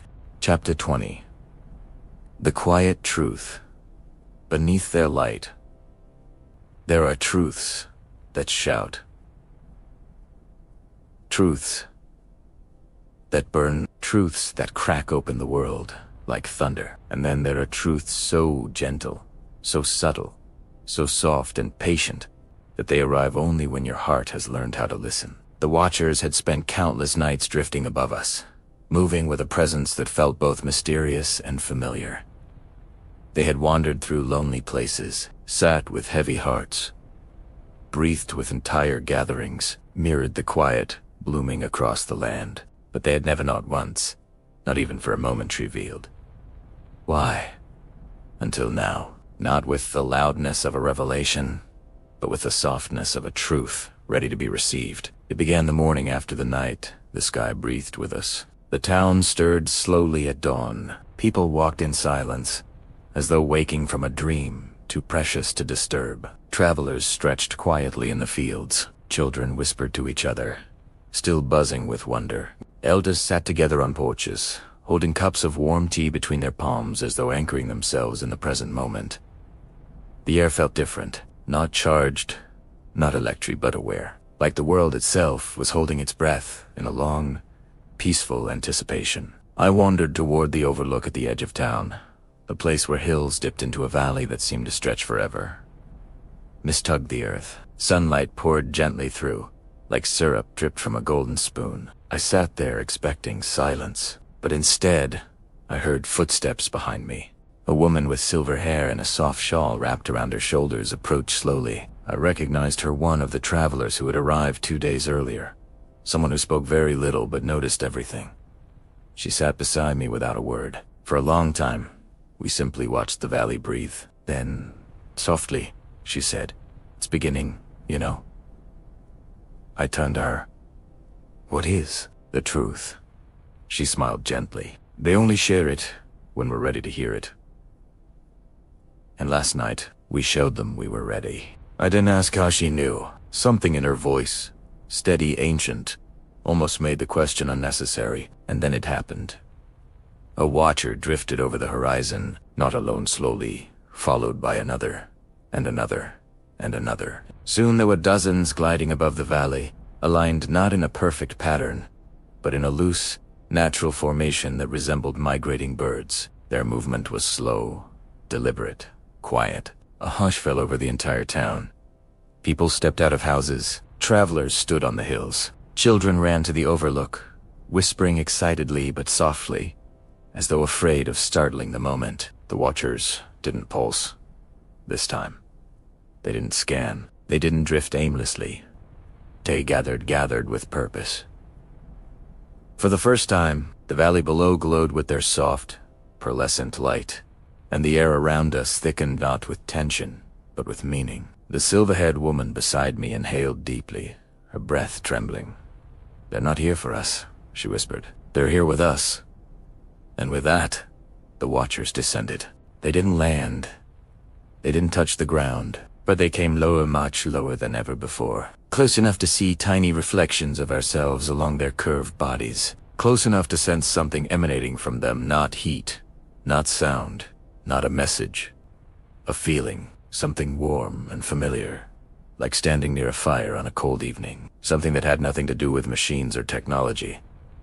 Something almost human. Dozens of watchers hovered above the field, their soft light blending into one gentle glow. Then a single watcher slightly larger than the rest, glowing more softly than brightly, floated forward to the center of the valley. The others parted around it like petals around the heart of a flower. The town held its breath. The large watcher rotated slowly, then still balanced perfectly in mid, and then, with a grace so delicate it felt like watching a feather turn in slow motion, it released a wave of light. Not a flash, not a beam, a wave gentle, wide, rolling outward like breath, expanding through the chest of the sky. When the wave touched us, everything soft. My shoulders relaxed. My heartbeat steadied. My mind quieted without effort. And suddenly, I understood something without words, without sound, without explanation. The watchers were not here to show us their nature. They were here to reflect ours. Every wave that washed through us felt like a mirror held to something deeper. Not who we were, but who we had forgotten to be. Kind, connected, present, woven into each other's lives, like threads in a warm quilt, breathing together, not apart, existing with gentleness rather than noise. The watchers radiated nothing but calm. Their truth was not a revelation, it was a reminder of something humanity had once known intimately, that life moves more beautifully when lived in presence. Presence with yourself, presence with others, presence with the sky, the ground, the world. The wave of light passed through us again and again, each time softer, gentler, quieter. People began to cry, not with grief, but with the relief that comes from being seen without judgment, without expectation, without pressure. The watchers were not revealing answers. They were revealing alignment, showing us that their purpose was never instruction, it was resonance. They had simply been waiting for humanity to remember how to slow down, how to breathe, or to gator, how to notice the spaces between moments. Only then could they share the quiet truth beneath their light. They were learning from us, not studying us from afar, not analyzing us as subjects, not categorizing us as data. They were learning the quiet art of being alive by watching us rediscover it ourselves. Their presence, their hovering, their gentle drifting, none of it had been leadership. It had been companionship, a soft guidance, a patient mirroring, not showing us what they were, but showing us what we were capable of. The truth was not grand. It was not cosmic. It was not technological. It was simple. They had come not to teach, but to learn. And in learning us, they had helped us remember ourselves. A soft wind moved through the valley, and the watchers responded to it, tilting slightly, swaying gently, as if acknowledging the earth's breath as well. All at once, the watchers rose, not abruptly, but in a unified, fluid motion, like water lifting into air, and something remarkable occurred.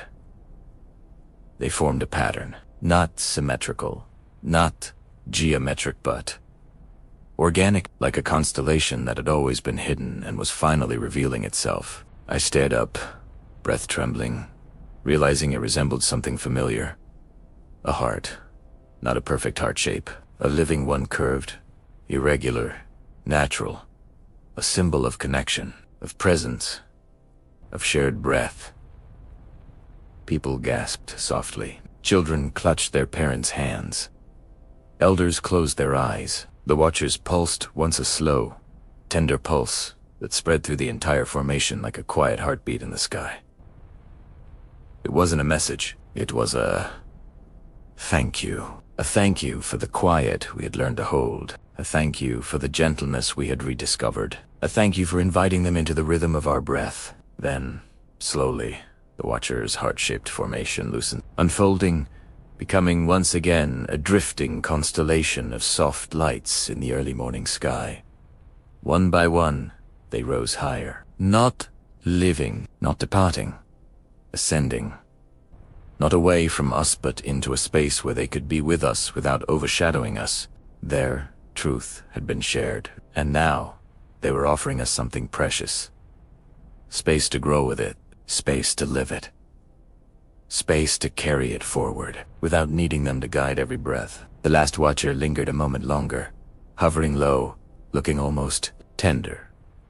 It tilted slightly, catching the soft glow of the sunrise along its curved surface, and then as quietly as a sigh it rose to join the rest of its kind in the open, endless sky. The valley brightened. The morning warmed. The world breathed. And in the quiet that followed the watcher's ascent, I felt something settle deep within me. A knowing, a truth, one that needed no words at all. They were never here to change us. They were here because we were already changing. Soon, as dawn spread across the hills, we would realize the truth was only the beginning, because what humanity chose to do with it would shape everything that came next. Chapter 21.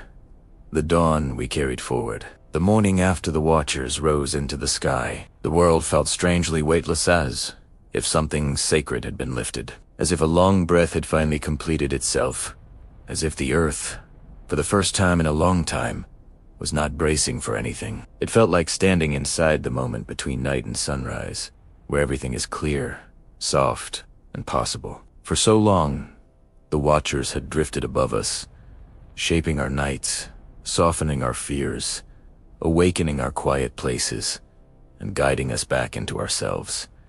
And now, the sky was empty. But it didn't feel empty. It felt open. Open in the way a hand opens when it releases something precious, not in loss, but in trust. The watchers weren't gone. They were simply no longer hovering above our shoulders, no longer guiding the rhythm of our evenings, no longer mirroring our breath. They had stepped back softly, respectfully, because the truth had finally settled inside us. The quiet was ours now. And what happens next belonged to us. When I walked through town that morning, it was as if the world had shifted half a degree. Not enough to change any single object, but enough to change everything we felt. People moved slowly, but not with exhaustion, with reflection. Neighbors greeted each other without words. Travelers gathered in small clusters, stretching, breathing in the cool morning air. Elders stood on their porches, watching the horizon with eyes warm and bright. No one spoke loudly. No one rused. Low, it was the kind of silence that wasn't fragile, it was alive. A silence that held meaning, connection, memory. A silence that wasn't waiting for watchers to fill it, because it was already full. The watchers had not given us calmness. They had revealed it. They had not created our connection. They had reminded us of it. And now that the reminder had become a way of living, their presence could be gentle, distant, extended, no longer a crutch, no longer a guide, simply companions resting in the sky, content to watch us shape our own dawn. As the sun climbed slowly over the hills, people drifted toward the old rail yard, not with urgency, but with a soft certainty that this was where we needed to gather one last time. Not to recreate the moment, not to call the watchers back, not to cling to what had happened, but to acknowledge what was beginning. I walked there too, feet touching the soft earth, heart beating with quiet purpose. The field was already filled with gentle clusters of people. Blankets laid out, Warm drinks being shared. Children sitting cross-legged, eyes bright in the morning light. Travelers gathering near the old tracks, faces turned upward in peaceful anticipation. No watchers hovered above. And yet, everyone kept glancing skyward from time to time. Not in longing, but in gratitude. The silver-haired woman from the overlook stood near the center of the field, her shawl wrapped around her shoulders like a soft sunrise of woven wool. When I reached her, she smiled a tired, knowing smile. "They gave us everything they came to give," she murmured. "But they didn't give instructions," I said. She nodded gently. "They gave something better. A beginning. A beginning." The word felt warm inside my chest. People formed small circles, naturally not the guided circles of earlier days, not the accidental gatherings of quiet places, but intentional, human circles. Friends sat together. Strangers sat together. Families sat together. Wanderers sat together. No one waited for a watcher. No one searched the sky for light. Instead, people began sharing stories. Soft ones. Honest ones. Stories of storms survived, loneliness softened, quiet rediscovered. A traveler from the coast told of a child who had begun leaving small shells on windowsills for strangers to find gifts to remind people the sea is never far. A woman from the valley shared how her town had started morning gatherings on rooftops, sitting under the pale blush of dawn in complete silence before beginning their day. A man from the mountains told how his village had built a Kitayite garden beside their market, where anyone could sit, breathe, and be. Not because a watcher hovered overhead, but because the people had learned how to hover gently around each other. We weren't just carrying forward the quiet, we were giving it shape. Different shapes in different places, unique to each community, each heart, each landscape, but all connected by a shared memory of light and breath and stillness. As the morning deepened, a group of children tugged at their parents' hands and moved to the center of the field. They began placing stones in a loose circle, not precise, not symmetrical, but full of intention. One child said softly, "It's for them." Another whispered, "And for us." Soon others joined in laying flowers, folded notes, little trinkets, drawings of watchers, and quiet nights, and people breathing together. It wasn't a shrine. It wasn't a farewell. It was gratitude made visible, a circle honoring the sky and the earth, the watchers and the people, the shared breath and the shared becoming. Watching team, I felt something shift inside me, a recognition that we were no longer waiting to be guided. We were guiding ourselves, not with rules, not with structure. With presence, with connection, with softness. The watcher's truth had been simple. We become gentler when we allow ourselves to see one another. Children knew it naturally. The watchers learned it slowly. Humanity remembered it again. As midday light filled the valley, people stayed together in the field talking, sharing, resting, finding warmth in one another's company. And then something unexpected happened. A hum drifted faintly through the sky. Not loud, not dramatic. Just a familiar, tender hum that made everyone turn upward. High above the valley, so high that they looked like tiny silver seeds, the watchers appeared. Not descending, not signaling, just existing in a loose, drifting formation. Watching, waiting, witnessing. Their presence in the sky felt like a hand placed gently over ours, not directing. Just encouraging. A reminder without intrusion.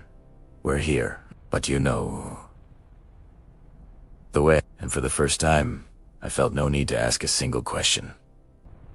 I didn't want them to come closer. I didn't want them to reveal anything more. I didn't wonder about their origins, their technology, their purpose. Those questions belonged to the old world. The new world, this quiet world, was built not on answers, but on presence. Humanity didn't need to know everything to walk gently forward. We only needed to walk together.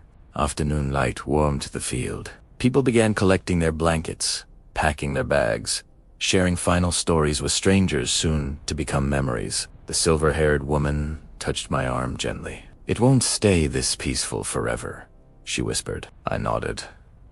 "I know. But now, we know how to return to it, she said. Whenever the world becomes noisy again, we'll remember how to breathe. She placed a small stone in my hand. Warm, smooth, ordinary. Carry it, she said softly, not as a symbol of them-as. A symbol of what you found inside yourself. I closed my fingers around the stone and felt, for the first time, the shape of my own quiet. People drifted away in small groups. Back to towns, villages, mountains, coastlines, fields, cities, carrying the dawn within them. Not a fragile dawn, a steady one.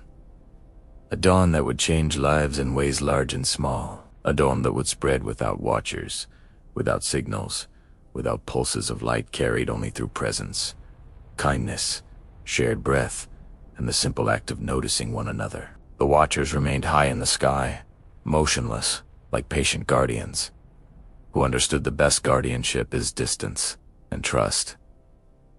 They didn't need to descend again. We didn't need them to. We had inherited the quiet. We had learned how to tend it. And the world, gentle and vast, was ready for whatever came next. I walked home slowly, stone warm in my palm, heart soft, mind clear. The quiet truth beneath their light stayed with me not as a mystery solved, but as a way of living. Presence creates peace. Connection creates strength. Breath creates belonging. We are never alone as long as we choose to breathe together. The watchers had shown us the doorway. We had stepped through it. And now, the dawn belonged to us. And so, beneath a sky filled with distant silver companions, humanity stepped quietly into its next chapter, carrying forward the gentle miracle it had awakened within itself.